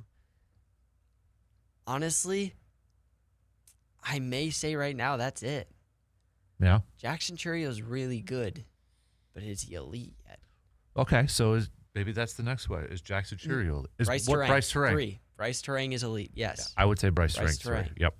Bryce Terang, Contreras, Mizz. Honestly, those are probably your best 3 for all-star nods this year so far. And maybe some of it is because Jackson Churio missed a big portion to begin the season and such. Okay.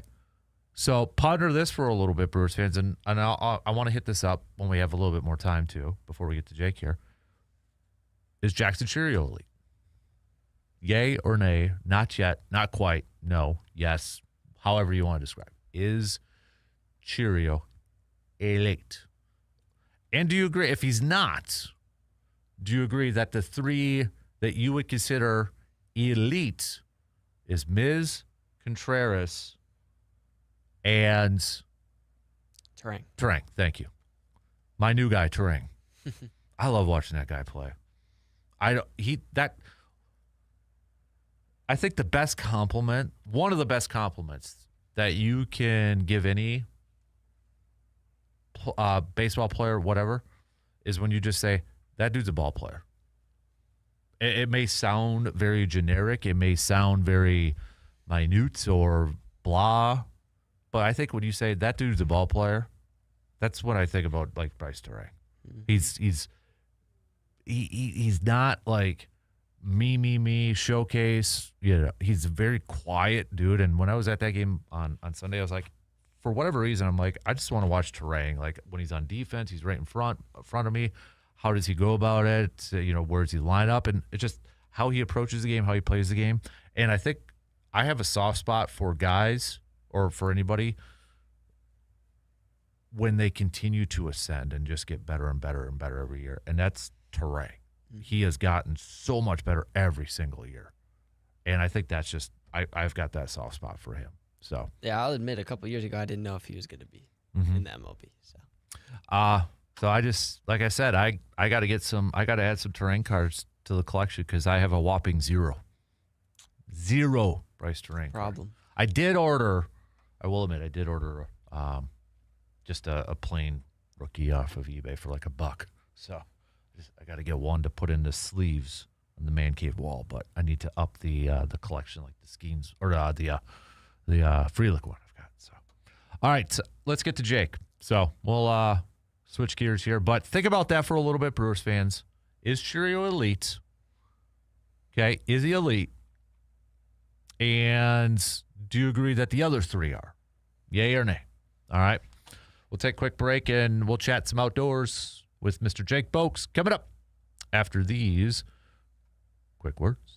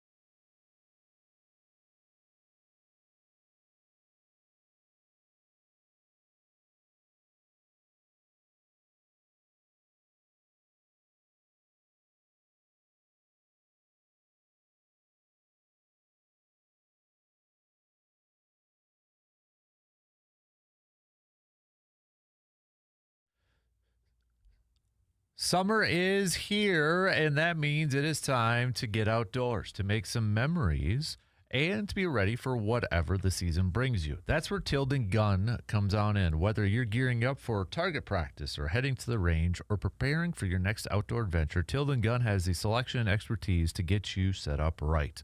From firearms and ammunition to accessories and safety gear, they've got everything you need, all backed up by a knowledgeable service that you could trust. At Tilden Gun, it's not just about what you buy, it's about making sure that you feel confident, informed, and ready every single time you head on out.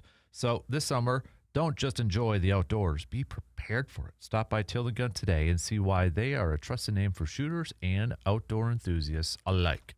It is time for some outdoor chat with our guy, Mr. Jake Boakes. Good Thursday morning to you, Jake. How you doing, sir? I'm doing pretty good. Another Thursday, another sunny day, so no complaints. How about yourself? Not bad, man. Just, busy. We got Little League. I was doing a field trip with the kids yesterday, so I'll tell you what, I'm ready for the weekend. Summer. Yeah, right? Yeah. Summer stuff. Yeah, I hear you. With we got T-ball starting and all that kind of jazz. It's fun, but you're right. It's busy, ready for the weekend, and looks like it's getting warm, so I'm sure it'll be great for fishing. That's what I was like. I want to get outside and do some. Well, I am outside, basically. I want to do some fishing yet. I haven't been able to do that, so but we'll get there. Yeah, we'll get there. So well, sounds like people are catching fish. Little here, little there, doing pretty all right, and the water levels have kind of evened out. So not a bad time to get out and get the lines wet. Yeah, no doubt. So, okay, before we get into some wildlife stuff with fishing, obviously we're a couple weeks into this thing and that. So I guess from what you have heard, it's been good for a lot of people. Is it, certain species or just good in general? Yeah, just good in general. Don't get me wrong. There's always times you're going to go out there and catch one or two fish and you're hoping for 20, or you go out hoping to catch one and you catch 50. It's just how it goes. It's fishing. But with the water levels kind of evening out and coming down, people are able to get to more spots. The fish aren't everywhere anymore. The muskie season's open, so there's just been a lot more muskie fishermen out in that northern zone, which is now the state zone, and stuff like that. So overall, I've heard overall a positive start to the year. Awesome. Good deal. Well, it's also that time of year, Jake, too, that, new wildlife coming into the world, right? Fawns and such, and maybe a lot of people have been noticing them and such. And, probably a good reminder, maybe specifically for the fawns and that, don't touch them if you see them, right? Don't touch them. Yeah, whether it's a fawn, whether it's a baby robin, whether it's an owl, whether it's a bear, just don't touch them. Leave them alone. The slogan they started sharing a few years ago was "Keep Wildlife Wild," and it is the best course of action. So anytime you find a wild animal, unless it's like a fawn that was born on the middle of I-94, our interference is only going to make it worse. Like, even with our best intentions, we're going to make it worse. So, animals have developed over millions of years, thousands of years to grow without human intervention. So if you find that baby fawn in your landscaping, leave it there. You won't see the mom. The mom will come back in the evening and move it, grab it, feed it.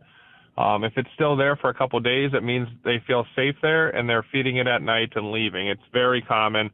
Get a lot of calls on it, and I'd rather get a call than get someone bringing me a deer. If you have something, you have questions, you don't know, call our general information line, call our tip line, or call your local warden, because I'd rather have this conversation with someone or a family member than have it brought to the office. We already had one brought to the Menominee office where someone brought a fawn into the office and said, "What do I do with it?" And what we're going to tell you is to bring it back exactly where you found it, because that's where the mom knows it's at. That's where the mom left it at. So do not move it. Leave it where it's at, because we're going to have you bring it back to wherever you found that animal. All right. Yeah. Is there any other, is fawns kind of the main thing, or have you seen instances with maybe other newborn animals and such, like rabbits or whatever? I think fawns are the most common because they're bigger and it's a fawn and it's a deer and such. But we definitely see and hear about it for everything. You know, baby birds, rabbits, owls, you know, any of those animals that fall out of their nest, and then, you know, whether it was intentional or unintentional, if they fall out of their nest and then they're not ready to fly yet, you know, they're going to be hopping around a lot. And they will survive. They're just not going to be in the nest. They're going to be in the bushes. They're going to be in the long grass. They're going to find somewhere else to hide and you know, rebuild, maybe not rebuild that nest, but, you know, grow them up somewhere else that's not in the nest. So if you take a robin away from its mom, we're not going to have a rehabilitator that's going to be able to do much with that. Same with baby rabbits, same with squirrels, same with everything. If there's a mom in the area, if there's a nest you can put it back into, if that needs to be the case, you know, those are all the best options. And then there just aren't a ton of rehabilitators. So the rehabilitation process, everyone thinks if you grab a baby animal, there's going to be some place to bring it. But unfortunately, there's not. You know, they're not really funded federally or by the state. A lot of rehabbers do stuff on their own, which is their own expenses with you know, everyone understands inflation and how everything's extremely expensive these days. So it's harder to find rehabbers. Some of them that are licensed through the state or the feds can only get certain animals and only a certain amount of animals. So, you know, there might be one place over on the east side of the state that takes fawns, but they're probably already full, or they will be full in a week or two. So, you know, it doesn't pay to pick that animal up, even if there is a rehabber, because it's probably full. So it's just really important to just let wildlife be wild and let nature take care of nature. And sometimes it's positive and sometimes it's an unfortunate outcome, but that is the way nature is. Mm-hmm. Right. I know, like, a lot of times, you know, if I'm on the golf course, and I've heard other golfers talk about this, they'll, you know, hit a golf ball under a tree, and, you know, you end up running into a fawn over there and such. Mom's not far, right? I mean, so mom's not far. So even though it looks like the fawn's by itself and maybe abandoned, mom's probably already watching you. Right. 100%. And if they're not, they're off into the woods, you know, eating or just trying to keep those predators away. I mean, that's what they're doing, is just trying to be a distraction, leave their fawn in a safe spot. On the Keep Wildlife Wild thing, we do get a lot of calls for, like, birds of prey, raptors, falcons, stuff like that, eagles, owls that people see on the sides of roads and yards, on the hillside, and they're not flying. They look otherwise healthy, but they're just standing there, or you go up to them and they just kind of hop away. That isn't an injured animal. Basically, all that animal needs to do is pass a pellet or go to the bathroom, because they overindulge, they overate, they're engorged, and they literally just can't fly because they need to go to the bathroom. So if you see birds like that, you don't need to call the DNR or a rehabilitator. Just give them 24 hours, and I can guarantee you by the time you come back the next day, they're going to be gone because they flew away. Mm-hmm. All right. Jake, also, too, kind of just looking at some of the other stuff that's going on right now. I know we talked about this a few weeks ago, but it seems like it's popping up more. Still recruitment going on for the 2026 warden class, too, it looks like? Yeah, yep. I think that opened about a couple weeks ago. It should be closing here pretty soon, but the 2027, this is the hiring for the 2027 class.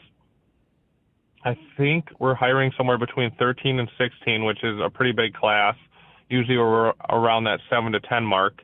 And it's open now. The hiring process will be throughout the year. So if you want to be a warden, you've been training to be a warden, whatever the case, don't leave your day job right now, because the hiring process takes all the way through October, November. You get the applications in, and then there's some pre-screening part of the application, and then there's fitness and interviews and maybe second interviews, and then a background process. So it takes a while, which is pretty normal in any sort of law enforcement hiring process. But if you ever thought about it, now's the time to put on, even if you're not 100% ready.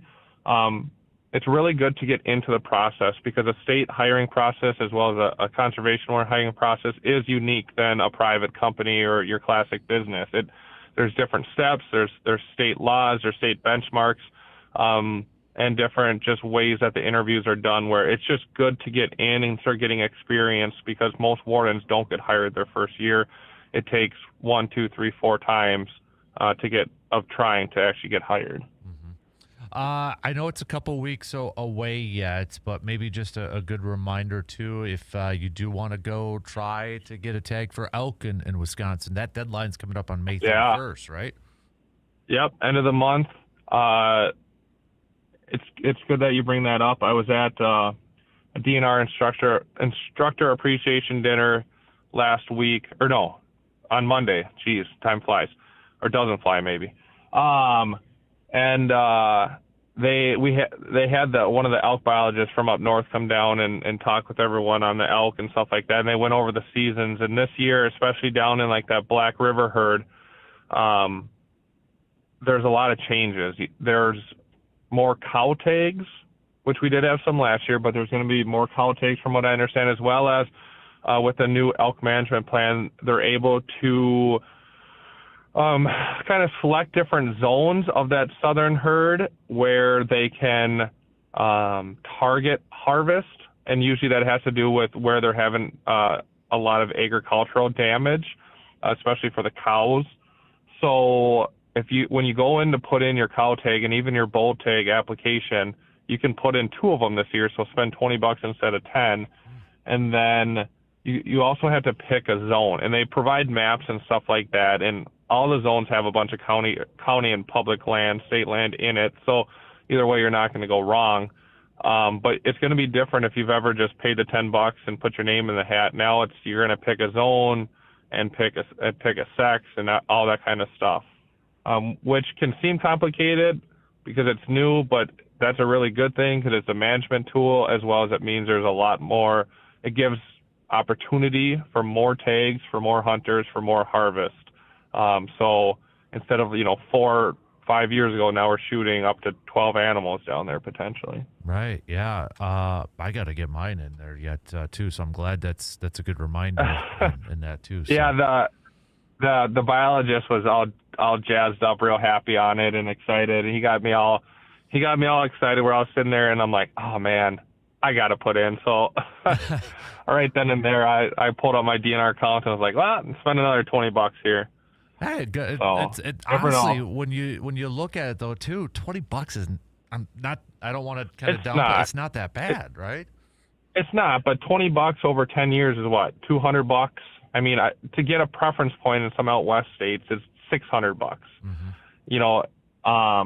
$900 plus the fees of the license plus this if you actually get picked. So putting a couple hundred in over a decade and potentially pulling it and probably having better odds than out west, it's kind of worth it. But you never know. But to each their own, Right. Yeah, definitely. So I think that's a heck of a good deal too. I'll drink a couple less beers at the bar one night and pay it, even out my bull tag there. See, my application fee. When you put it in perspective like that, Jake, it just makes a lot more sense in the world.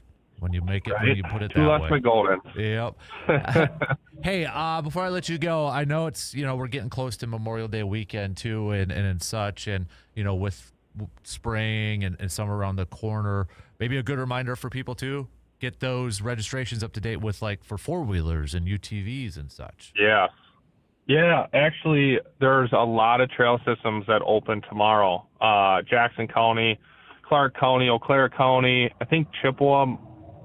One of them's already open. I apologize, I don't know it off the top of my head. But anyways, by this weekend, most trail systems in the area, in this general area, will all be open. So UTV riding, ATV riding is gonna get going. So you're right, 100%. Get your ATVs registered, get your boats registered, get your UTVs registered, get helmets. There are, and maybe we can hit on this next week because we're running out of time, but there are a bunch of ATV, UTV changes this year where there's going to be some more rules on window tint and eye protection and different stuff like that. Seat belts, a bunch of safety changes. So It's definitely going to be a good year to rip open those regulations and make sure what you're doing on your ATV, UTV is legal, or you have the correct gear.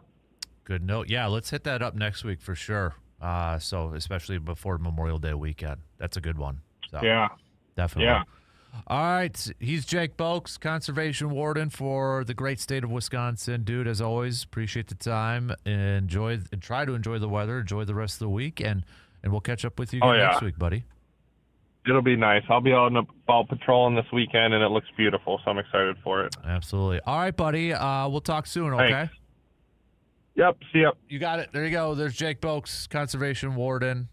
Reminder every Thursday, you can send in those text messages or questions to us so we can get those to Jake. Just send them through the Shoe Doctors bullpen line. Let's take a quick break as we start to wrap up hour 3. We'll be right back after these few words.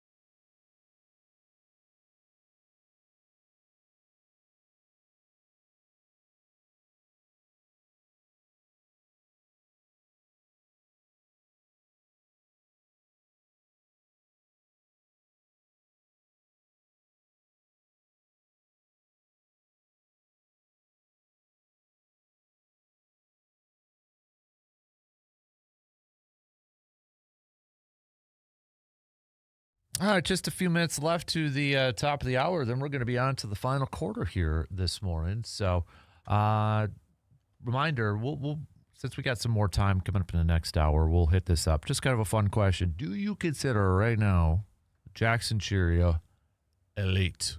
Yay or nay? Also, coming up in the final hour, with the schedule getting released today, what do you look for? What's the main things? What are the top things that you look for when it comes to the schedule? We know the teams. We know whether they're home and away. But what is it that you are looking for? So we do have some rumors out there surrounding the Packers schedule. But if you're not a Packers fan and you want to chime in with your favorite team, please do so. All right? So we'll get to that here in just a little bit. Want to hit those up in the final hour here because we only have a few minutes left until the top. Plus, don't forget it is a Takeover Thursday. So if you have a topic in mind that you would like to throw out there, what is it? One of them is from our intern Carter too. Who is the next Brewer that is most likely to get a Christian Yelich type deal? Not on the roster yet. Otherwise, I would say I know who I would want, but I don't think it's going to happen. Bryce Turang. I think they've got Jesus Mate. They've already said. I think signing Cooper Pratt to that term almost just like kind of put, lack for a better phrase, a nail in the coffin of Bryce Turang because of Jesus Mate also there too. Unless they're not sold on third base options and Mate can convert or whatever, but I know who I'd want, but I don't think it's going to be Turang. Yeah. I would love it for it to be Turang, and Contreras obviously is there too, but they're very high on Jefferson Guerrero, so I think he's going to be the next one up. But I don't know. The catcher, the Contreras one is interesting to me just because he does so much for the pitchers. Yep. That I don't know if Caro does that for the pitchers. I know Pat Murphy loves Jefferson. The franchise loves him, and I'd hate to see. I again. Keep them all. I want Contreras. I want Turang. I want Frelick. I want all those guys. It's just, I don't think any of them What are. about the Mizz? Too much money, you think, for that? I don't think they can afford him. I would love it. I just don't think. And I look at their history with pitchers. The Brandon Woodruff thing from this last year with the option is just an abnormal sort of thing. They've done it with Braun. They've done it with Yelich. I feel like if there was a player that they're going to invest a lot in, it's going to be a position player. And I don't think their approach is doing that with pitchers, especially with the depth that they continue to build up now too. So if the Brewers offered you like what's Yelich, like $350 million over 10 years, if they offered that to Mizorowski, you think he'd say no? Oh, right now I don't think he would. Okay. But I don't think the Brewers would ever do that to a pitcher. I think if they were going to, I think they're going to do that to a position player. Yeah. And it honestly has not worked out the greatest with position players when they've locked them up long term too, right? I mean, look at Bronny. And I don't fault the Brewers for doing those. You know, now everybody kind of looks back at them and saying, whoa, those were bad deals. But at the same time, we were celebrating the Yelich one. Yeah. We were geeked up. And yeah, Yelich has had some really good moments, but you can't dismiss the injuries that have really kind of affected that career. Man, what if? You look at that when he broke his kneecap. Gosh, you just kind of wonder how much that set back a lot of things. So, all right, we got to take a quick break because we've got Shot Clock giving us a 1-minute warning. So, again, send us your Takeover Thursday topics. Send us your Enough is Enough. What's a sports story, narrative, whatever that's out there where you're just like, enough is enough. What are you looking for? What are some of the things you always look for when it comes to the schedule release for the Pack? We'll officially get the full schedule later on today. We have leaks out there. We have rumors that are out there. The only thing that is officially official is that Rams game. But we'll take a look at that, and then we'll get back to Brewers, Padres as they wrap up this series in just a few hours with Kyle Harrison on the mound. And then They go just across the border to play the Minnesota Twins. I would imagine a lot of you probably making the trek over to Target Field. I wish I was too. I wish I was able to go over there, and I enjoy going to Target Field. It's a really nice ballpark. But all right, shot clock's here. We'll take a quick break and be right back after these news updates.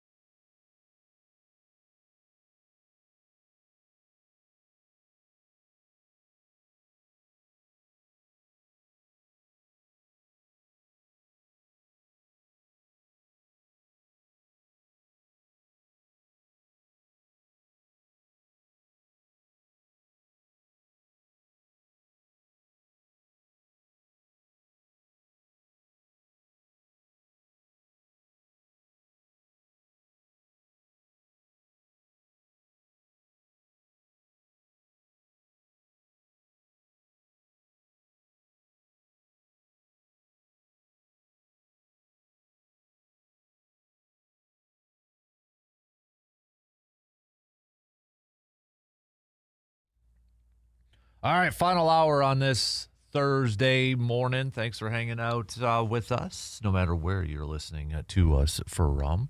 I'll be honest, kind of forgot PGA Championship's also going on. Yep.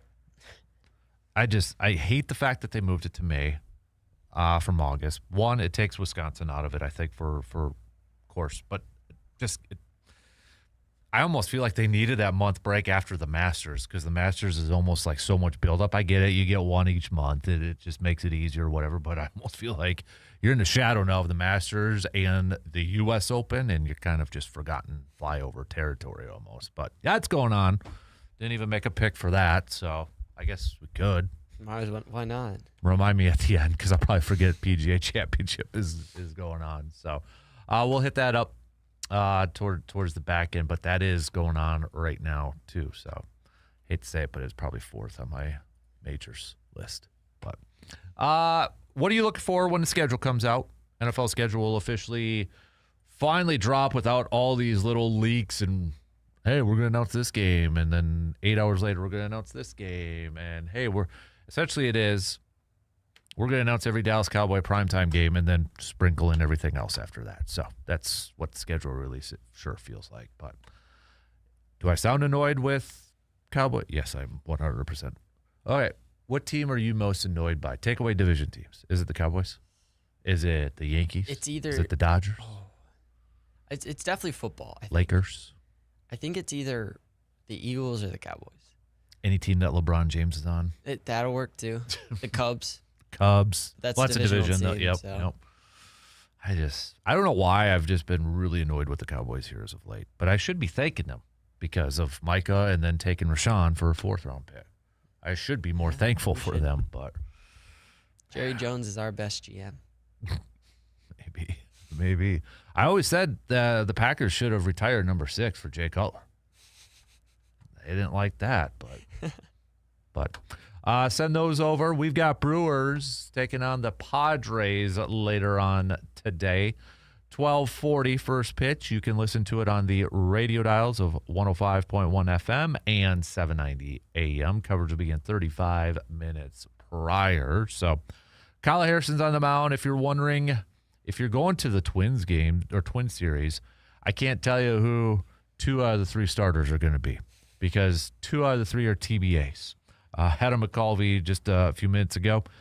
TBA for tomorrow. Logan Henderson on Saturday. TBA for Sunday. So Chad Patrick could be in there as a possibility, maybe as a shorter kind of starter, or maybe they go like a DL Hall opener, then Chad Patrick sort of thing. Who knows? But we'll see how that plays out. Maybe we get somebody else called up. I wonder if Woodruff is maybe making a return. Well, he just had his bullpen, or he is having it today. Maybe a Robert Gasser, maybe a Coleman Crow. Yeah. I think Robert Gasser just pitched, so I think that's probably. And that's 4 days away. Yeah. So, but I'm looking forward to seeing another Kyle Harrison outing. I know we've been talking a lot about Mizz, and rightfully so, because that dude is just awesome. Have we settled on a debate whether we think Cheerio's elite or not? I want to say it, but I don't think I can say it yet. Not yet. Not yet. He's still got another step to take. I agree. Can he get there? Yes. Absolutely. Yes. 100%.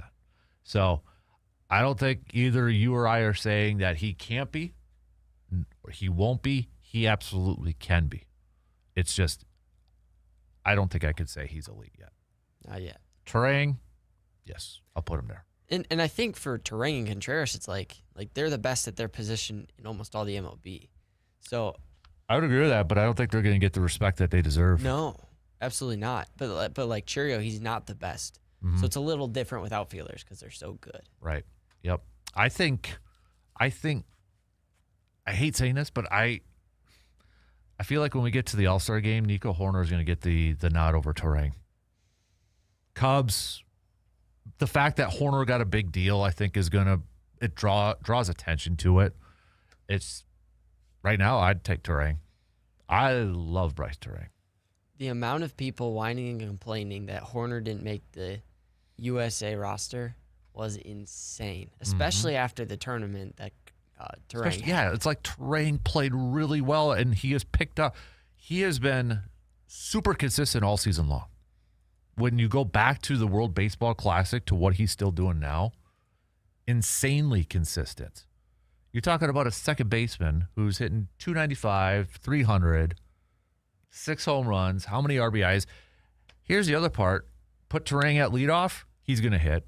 Put Turang at 2, he's going to hit. Put him at 3, he's going to hit. Put him at 4, he's going to hit. Put him at 5, he's going to hit. I mean, it doesn't matter where you put Turang. Oh, and give him a platinum glove because he can do that too. I just love that guy. Could do a little bit better. No, not really. I know people hate on him on his walk-up song. It's POD Alive. Come on now. That's like my generation. I know he's got another one. I couldn't tell you what it is. I can't remember, but POD Alive. Yeah, come on now. It's not probably the greatest walk-up song, but it goes back to my era. So I got to give him a shout-out to 2001. So, but and then Contreras too. I think it gets so underappreciated what he does with the young pitching, and rightfully so. The pitchers get a lot of the credit, most of the credit, but don't discount what Contreras does with that crew. Yeah, So, yeah, and that's why I would say he is the best catcher in baseball, just because. Yeah, he's only hit. I didn't even know this. He's hitting 287, so it's not like his offensive numbers are bad. No. And I know last year he struggled, but that was because of the hand injury. And you'd like a little more power, but again, what he does defensively, because he can also throw out runners. yeah. So it's impressive what he does. I would say Contreras gets more attention, respect, credit for being one of the top catchers in Major League Baseball than what Turang does at second base. Because I think if you look at a lot of the rankings, like preseason rankings, or Contreras is usually top 2, top 3 in the National League, or that. Turang, I would say Contreras probably does get more of the credit than what Turang does. And I think that's a little bit of the rise of Turang so fast almost. Mm-hmm. Like Contreras has been good for 3 years now, and Turang's been great for 1 year. And Contreras made an All-Star as a D8, remember, with the Braves, so he kind of got off to that start, like what you were saying. And, yeah, because Turang was not good his rookie year. And dude just gotten so much better. I wish, got to find, how did he get so much? Is it, it correlates to when Pat Murphy became manager. That's the only thing I can point my finger to. That's the only thing. And I know Craig Counsell mentioned that his first year with the Cubs. He talked about, the emergence of Turang and gave a lot of credit to Pat Murphy. I would love to know, was there something that Pat Murphy did, magic wand, that got Turang to where he's at right now? I will say it does give a little bit of life to Ortiz, and I know this is the second bad year for Ortiz. But Turang only hit 218 with 6 home runs in his first year. Mm-hmm. He did bump up the average to 250 the next year, but still only had 7 home runs. So maybe Joey can figure it out. But yeah, I thought Turang was the worst player that 2023 season. I thought there was no shot he would ever come up. I know in 2023 they were talking about Tyler Black coming up and playing third base and then shifting. I forget who he had at third to short, or to second. But Turang's been. He figured it out. Was that Luis Urias, I think? Wasn't it? Luis Urias, yeah. Yep. Look at those OPS numbers, though, how much they've gone up every year. 585, nearly 100 points, 665, over 100 points, 794, and now he's at a 918. That's just ridiculous. Slugging, 300 to 349 to 435 to 504. Dare I say he's moving almost past Sal Frelick in terms of my fandom right now. Oh, boy. Sunday. So I will say, I'll say, I said it on Monday, but I'll tell you this since I didn't get. So Frelick didn't start the game on Sunday, which wasn't a big surprise. I think, lefty and all that. But he pinched hit and he came into the game for Perkins. I'm not exaggerating. When he got introduced, the ovation that he got from the mothers and females in attendance, and there was a female that was to my right, a row ahead of me. Her exact words were, "It's a Mother's Day miracle." Once Sal Frelick got introduced, I was like, "That's awesome." Yes, a man of the people. Oh my, a man of a lot of moms. Let's just say too that he got one of the loudest ovations when he got introduced because he was on the on deck circle and he's walking up there and they played his walk-up song, and the one mom yelled, "It's a Mother's Day miracle." It was awesome. I loved it. So easily, him, Contreras, and Terang were probably the loudest cheers, and that was Contreras the night before Ed hit the sacrifice walk-off. So I mean, he was just getting a ton too. But all right, tell you what, let's take a quick break, and we'll get back to more baseball talk. What are you looking for with the schedule? We'll get you updated on the latest rumors surrounding the Pack. All right, that's coming up after these quick words.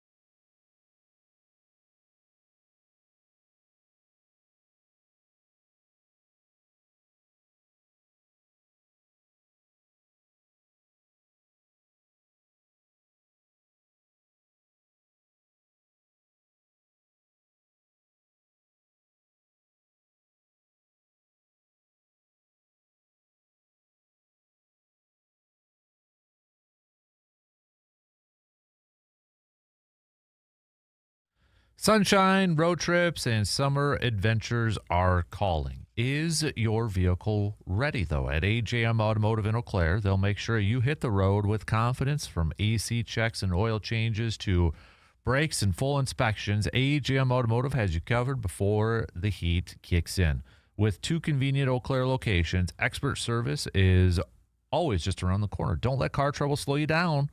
For your summer plans, schedule your appointment today by visiting ajmautomotiveservices.com. AJM Automotive, keeping you cool, safe, and road trip ready all summer long. Got got another game, not Packers related, but it looks like Eagles are going to be opening up week 1 with the Commanders. So that looks like the NFC East are all going to open up week 1 with division opponents. Now, that doesn't necessarily mean that's what Green Bay or the NFC North is going to do, but that's just how it plays out. So, but there is I just saw somebody post this. Maybe with that game being mentioned as a 3:25 game, maybe Green Bay opens up at noon on week 1. Give me noon games, baby. Give me noon games. All noon games. All noon games. I want it. I need it. I love noon games. Those are the best. But although Saturday games are pretty cool too. So I like it. What are some of the things that you look to when it's the schedule release? We've thrown out a few different ones. We had Alex a little bit earlier say, I look for streaks of how many road games they have in a row and when warm weather teams are coming to Lambeau. Yeah, I think that's one thing to look at, especially those long road trips and how many in a row. Obviously, I think if there was a way to go every other, you probably do, but you don't. It just doesn't work that way. But definitely you look at those streaks of, they're 2 weeks in a row that are on the road, 3 weeks in a row that they're on the road and such. But I'm sure tomorrow when we're looking at this thing, we're going to have some issues with it, and there's going to be some good things with it. But for the most part, just kind of wait and see. But the rumors are right now, in case you're wondering, what's the latest? What's some of the scuttlebutt surrounding the Packers' schedule right now? So again, the one that we know that is officially official, Packers-Rams, night before Thanksgiving. One of the busiest travel days for college kids going back home and let's just say hitting a local establishment. Okay, it's Packers-Rams Thanksgiving Eve. The other rumors that are out there surrounding the Packers is a potential Christmas Day game. That's one thing that this came from a Bears source out there, that they released the Bears schedule, and on there, week 5, Chicago goes to Green Bay, and then Christmas Day, Green Bay would be going to Chicago. I don't like it. You don't like it. I just really hope Green Bay wins that game. Yeah. Okay, this just got... Speaking of that, another leak just popped up regarding that Packers Christmas one. We thought, would it be on Netflix? The leak says it is Netflix. 1 p.m. Netflix, Christmas Day. 1 p.m.? So, 2 games on Netflix, Packers fans. Now we have to get Netflix, though. If you don't have it, if you don't have games. it. I have it already, so that's, but yeah. Netflix better not freeze up is what I'm just saying. Yeah. You better, for the love of Almighty, you better not. Okay, so 1 p.m., but noon our time, I think it is so. So noon, Christmas. It's not a bad time. Necessary. Got time to, I guess, more time to celebrate or more time to drown out some of this. Hopefully you're not spending Christmas with a lot of Bears fans and such, but who knows? House is divided. I don't know if I'd want that in my house. Some other rumors was Jets week 2 at the Jets, and then a Thursday night week 3, Atlanta coming to Lambeau Field. By the process of elimination, with some of the rumors out there that it's going to be Bears and Vikings for the Week 18 game. That means Lions versus Packers Week 18. We just don't know if that's going to be at Lambeau or in Detroit. So that's one of them being floated out there. So those are kind of the rumors that are being out there right now. Oh, the other one was a bye Week 11, which would be before that Wednesday game. So, but that Bears Christmas one is just going to be the typical, I'm going to love it, and it's going to make my Christmas even better. Or it's going to be, no. I just want a pure domination game from Green Bay. 4 quarters. Yeah. Well, not a half, 4 quarters. Matt LaFleur, if you're listening. Yeah. Please give that Christmas gift to us Packers Yes. fans. Please. And I think by that point, the division could be coming down to the wire. Mhm. Like, you could have the Packers-Bears tied at the top, or the Packers, Lions, and Vikings all within a game or two. So that adds the stakes to it. And it's going to be a high-stress game that the Packers likely are going to have to win. Yeah. So That could be a very important division, standings, playoff type of game, and amped up on Christmas. And we'll have plenty of time to maybe talk about that, but that could be a fun segment topic leading up to that game. Little Packers-Bears Christmas. I will say, Jordan Love seems to play better on holidays. It's Toyotathon. That's true. It's Toyotathon. So it's Loveathon. Loveathon. Jordan Loveathon. So hey, maybe you're onto something with that. Yeah. So As many games in as we can. right. Schedule us on all holidays, baby. All holidays. But yeah, for me, I guess me personally, again, it goes back to the hunting, which if that is true with the bye the week before and then the Wednesday before Thanksgiving, all right, opening weekend, I'm good. Even the Monday after. So I'm good. Primetime games. How miserable am I going to be in the mornings coming in after that? If we're going to have prime. Okay, so 2 of those primetime games, though, I'm not working the next day, so No. we're good. So far, so good. Fingers Although crossed. I feel like they had a lot of prime time last year. They did. Yeah, so Yeah. But the 2, if Christmas and Thanksgiving Yeah. ones, I'll be good. So, all right, that's good. Don't have to worry about that. So, I know some of you are mentioning taking days off after that. Well, maybe that helps with holiday ones. So, hunting, that, bye week, otherwise, normal stuff on there. So, game-wise, certain teams, I'm curious, the Bills one we talked about a little bit earlier, because we already know the Rams one, that's taken off the table here. But I'm intrigued with that Bills one. I'm also just thinking about it. The Dolphins too, just because that's Halfley, that's Willis, John Eric Sullivan. Eric Sullivan, Willis. I mean, it's the Packers. What do they call them? Packers down south or something? Packers like that. South. Yeah. So I'm interested to see when that is Mm-hmm. if they let it get cold before they bring them in, or if they just do it right away. I'd be good with right away, Yeah. just because again it goes back to the whole new coaching and let them get their feet wet sort of thing, and it's not always the case. I mean, remember Matt LaFleur when he first came in and they won a lot right away, but I think it's a little bit different because also the Dolphins are going through a complete roster restructuring. So And they don't have Aaron Rodgers. yeah, that too. They could. Dude's got to come out now and say something.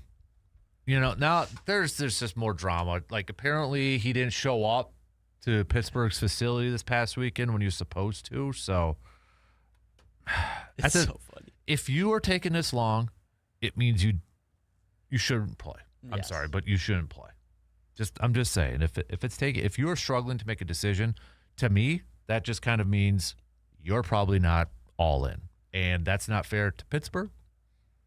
So just say you're done. I love that the Steelers fans have to suffer through what we did when he went on his darkness retreat. Yeah. It's great. But you know, because Steelers are like Packers East now with everything. Yep. It might actually work better for the Steelers if you think about it for a little bit. Yeah, they got DK, they got some receivers, they got TJ Watt. But if they don't play well this year and they get a high pick for a really good quarterback next year. That's true. But I think they want to compete. And I think they're going to win enough games where they're going to be on the Yeah. outside of that. They But could you imagine if Arch Manning went to Pittsburgh? Just from a historical standpoint, Yeah. name and all that. So, yeah. Unbelievable. All right, let's take a quick break. Plenty more to get to coming up after these few words.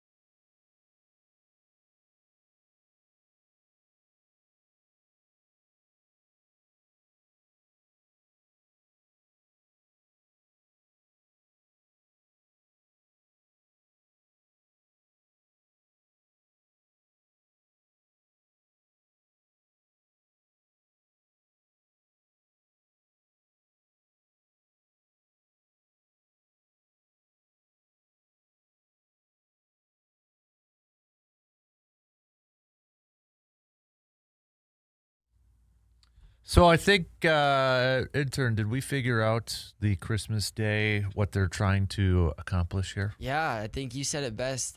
They're going to do playoff matchups, and then you added with drama. With drama, because we know Rams at Seahawks is being reported at 7:15 for the primetime game. Mm-hmm.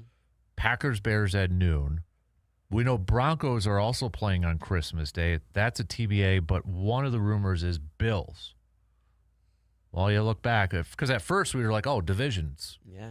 But then it's like, well, remember the Bills and Broncos playoff game. Rams and Seahawks, obviously, NFC Championship game and such. And then, of course, the Packers and Bears. So, again, NFL knows what the hell they're doing. Yes. As much as we kind of like complain and stuff, we know what they're doing.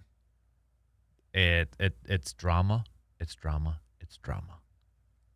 But I have not seen any more kind of pop up in terms of Green Bay. Now, okay, here we go. Actually, I do. I don't know where this one's coming from, but apparently this is out there. Vikings Week 1 home in Green Bay. Oh. So Week 1 open up against Minnesota. Okay, here we go. A couple more. I got to get my calendar up because these seem like weird dates here. So Week 1, this is, again, these are just rumors out here, okay? The only one that's really been confirmed, again, has been the Rams Netflix one the night before Christmas. Week 1 Vikings is being rumored between Packers. This will be at Lambeau Field. Come on, calendar. Pop up here. Where is my calendar on my phone here? I should have it. Here we go. Okay. Now, the other one, I guess I'll go in order. Week 2 at Jets. Week 3 short week. Lambeau Field Thursday, Atlanta. Week 5, home against the Bears. Week 11, bye. The only confirmed one, Week 12, Rams. Week 14, that would be December 13th, which is a Sunday. Okay, so Week 14 is rumored Bills. So we wondered if that would be like a cold weather one. Week 15, December 20th, Sunday, Dolphins. So Week 14 would be home at Lambeau. Week 15 would be home at Lambeau. Week 16 at Chicago. And then Week 18, by the process of elimination from everything else that's been out there, it would be the Lions. Just don't know where, home or away. I kind of feel like that's going to be an away game. Yeah. At this point. I do too. Just kind of how it's all running up here. But so those are the latest rumors surrounding the Packers schedule. Again, nothing is official. Although now Jordan Schultz has just posted up the Bears and Packers Christmas one. So that seems to be locked into place here. I got to imagine that Bills one's probably a primetime game. Late season sort of thing, unless CBS protects it. You think. Or Sunday whatever night. network has it. But, all right. I love the graphics that are coming up about Toyotathon with Jordan. Somebody posted this one. Jordan dressed up as Santa with a bag that says Toyota, sign in the back that says Toyotathon is on, and a pouting Caleb Williams, and he's got like a sack full of goodies and presents like he's stealing them from Caleb Williams. Get ready for all that when we get closer to the holidays in that game. That stuff's going to come. Both sides, right? Well, yeah. But all right, so those are the latest rumors. We'll see how it plays out. But all right, if it is Minnesota Week 1, probably Kyler Murray, right? Kyler Murray starting. Mm-hmm. So no Micah Parsons, if we assume that no Micah Parsons for that game. Won't be him chasing Kyler Murray around. Be at Lambeau, but And you said that the Falcons was Week 4 on a Thursday. Week 3. Week 3. Yep, Week 3, and then don't have a Week 4 opponent yet. But Week 5 against the Bears at Lambeau, you'd assume Micah would be back for that. Yeah. Which I know you and I talked about. Before they played the Bears, we wanted Micah for that. So based off of that, Micah and Tucker. you'd assume those guys would be back for that. Yeah. So, all right. You could beat the Jets without Micah. Yep. You should beat the Jets without Micah. You could beat Atlanta without Micah. Yep. You can beat those two. Vikings, I think, will just present a challenge in itself. Yeah. You know, so we'll see. And I could even see him throwing the Saints there at week 4. And if it is the Saints, I think that is a very favorable start for Green Bay. Yeah. Heading into that Chicago game. If it's the Saints, I think you're looking at worst. I hate doing this. At worst, 3-1, but very realistic. You could be 4-0 heading into Chicago for that Bears game. Yeah. And I think, if you could go that without having Micah and Tucker maybe for your first couple games, do it up. The NFL would be doing us a solid with that. Oh, God, they would be. Oh. Just don't schedule the Bills week 4 or anything like that. And I think part of it is they know, too, with Micah, let's not give Green Bay a prime time besides that Thursday until Micah's back. Right? And I think that's kind of the thought with the Patrick Mahomes, the Chiefs week 1. They feel like the Chiefs are going, or Patrick Mahomes is going to play week 1. There's that feeling. Otherwise, you don't schedule a primetime Chiefs week 1 against Denver unless they know both Bo and Patrick are like playing. Bo Nix, especially, yeah. I would imagine they have a good idea that those two are going to play. Yeah. Otherwise, that is the dumbest week 1 game schedule that you could have if both starting quarterbacks are out. I think everybody wants to see Justin Fields versus Jarrett Stidham week 1, Sunday Night Football. Why not? Right? Why not? Yeah. And Justin Fields will probably ball out, and he's going to get another big contract next year somewhere. So probably by the Giants or something. Yeah. Well, they got Jackson Dart. True. I was just thinking New York team that shells out money. Well, Fields already played there, so he's probably worn out his welcome. Trying to think who else would be. I don't know. Cleveland. Oh, there you go. Probably Cleveland. But, all right. Well, we only got about 18 minutes left, so if anything does, rumor-wise, pop a little bit more, we'll keep it posted here. But it seems pretty quiet. So, I'll tell you what. Let's take a quick break because we got some picks to make. We've got Brewers. They're going to try to get another series win against the Padres this afternoon, just a few hours away from first pitch. Kyle Harrison is on the mound. We'll make that pick amongst many others. We'll be right back in just a couple minutes.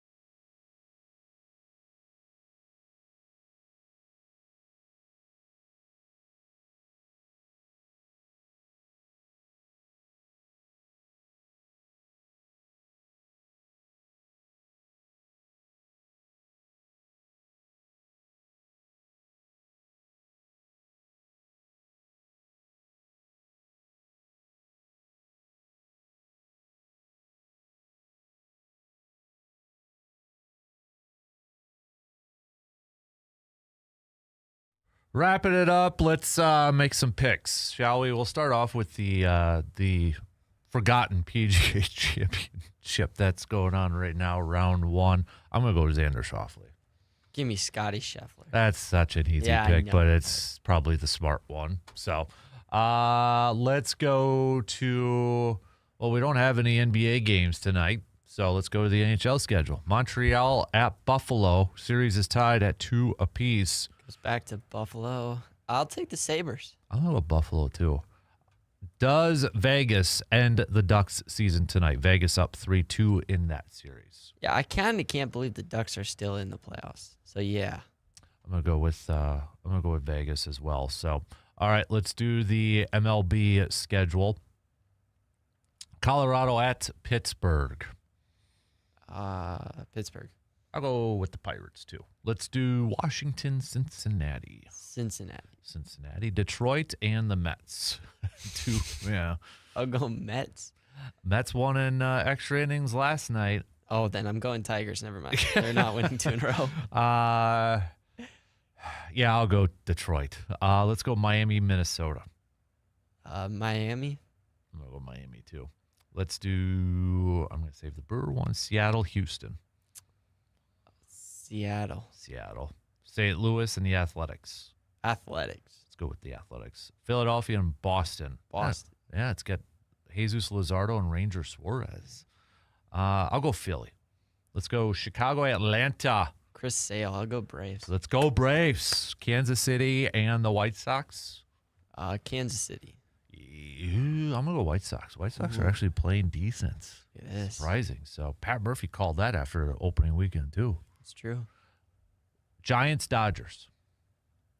Dodgers. I'm going to go Dodgers. And then finally, Brewers, Padres. Give me the Brewers. My guy Kyle Harrison's on the mound. Yeah, I've got to go Brewers. I love Kyle Harrison. I love it. So, roof status open for American Family Field. There you have it. It's open today if you're going. It looks like a gorgeous day down there, too. But there you go. Roof status is open. Don't know if that matters or anything, but there you have it.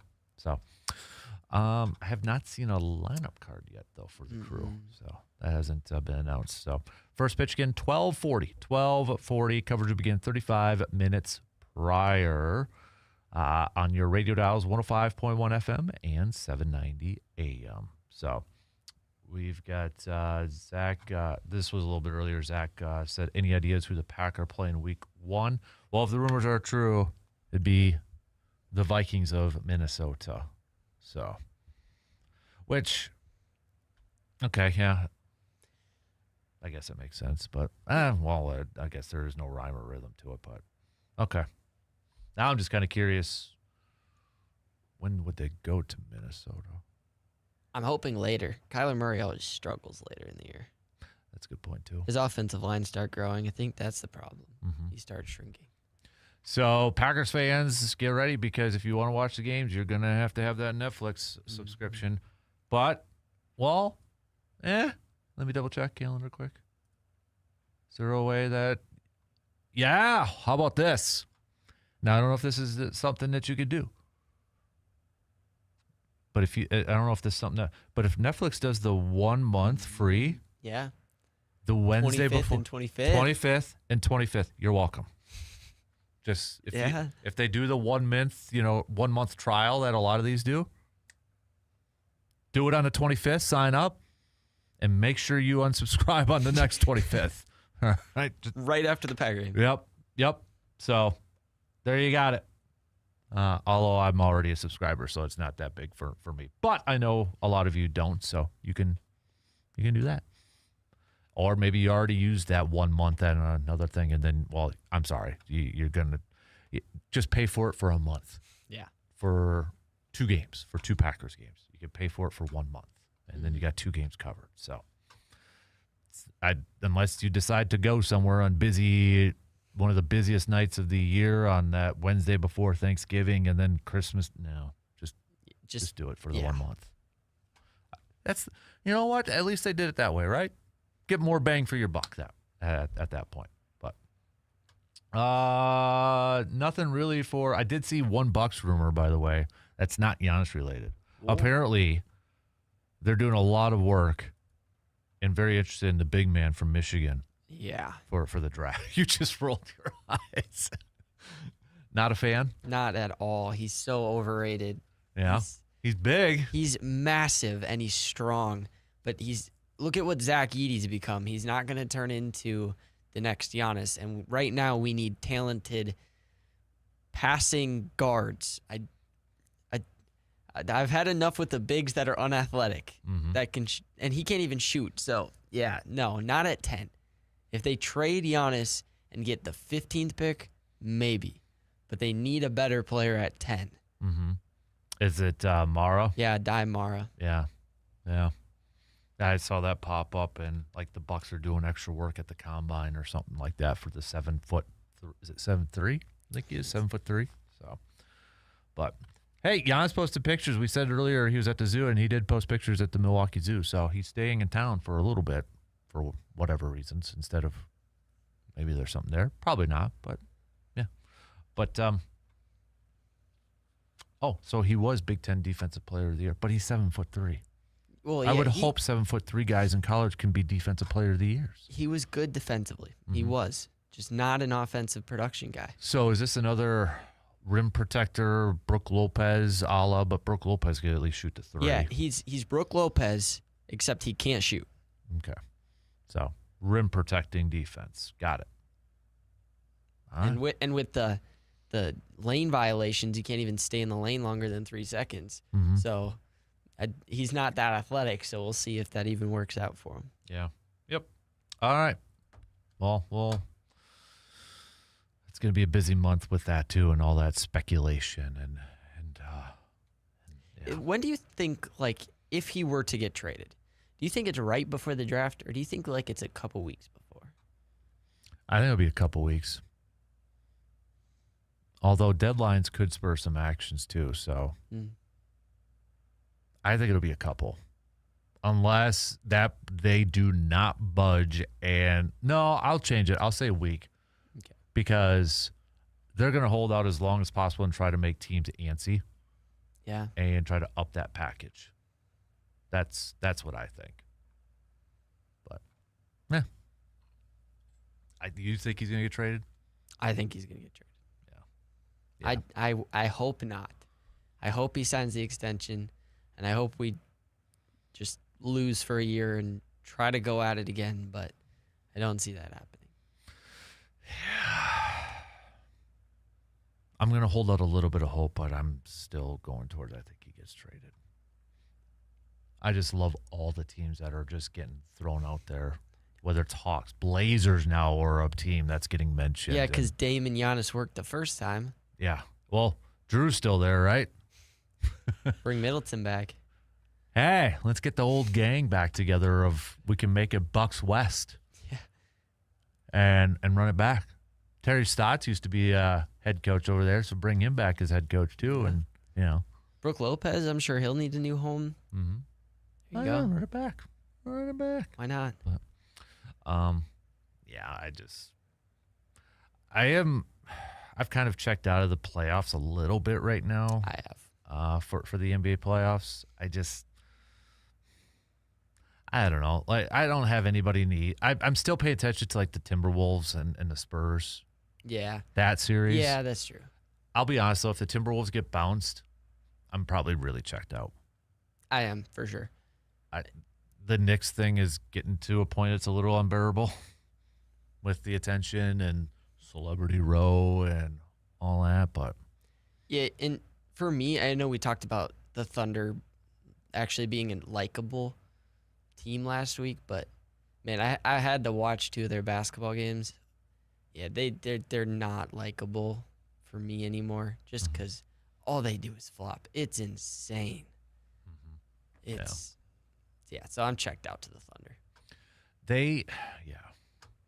I just checked out all together. So, but anyways, just a couple minutes left here to the top. So, before I let you go, any prediction for Brewers Twins weekend series since it's just across the border? Sure, I'll call it. Brewers sweep them.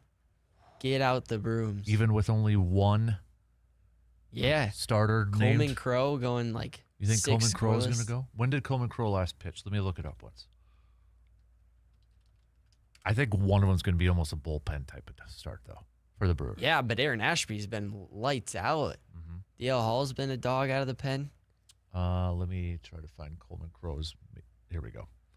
Coleman Crow last pitched. That ain't right. Here we go. May 7th. It's the 14th. Today's the 14th. It's a long time. Maybe. Possibly. Never know. I would be okay with it. Yeah. I want to see that breaking ball. That thing is sweet. Yeah. That curveball of his, dang, that's good. So, all right, less than a minute. Shot clock's going to cut us off. So, appreciate everybody for tuning in and participating and sending us messages and thoughts and all that fun stuff. Same place, same time tomorrow morning, 6 a.m. in the TDS Sports Talk studios. We'll wrap up the week, hopefully talking about a series win for the Brewers. Obviously going to be talking about the Packers schedule and then looking ahead to Brewers Twins. Have a fantastic rest of your day, and we'll chat with you all again tomorrow morning.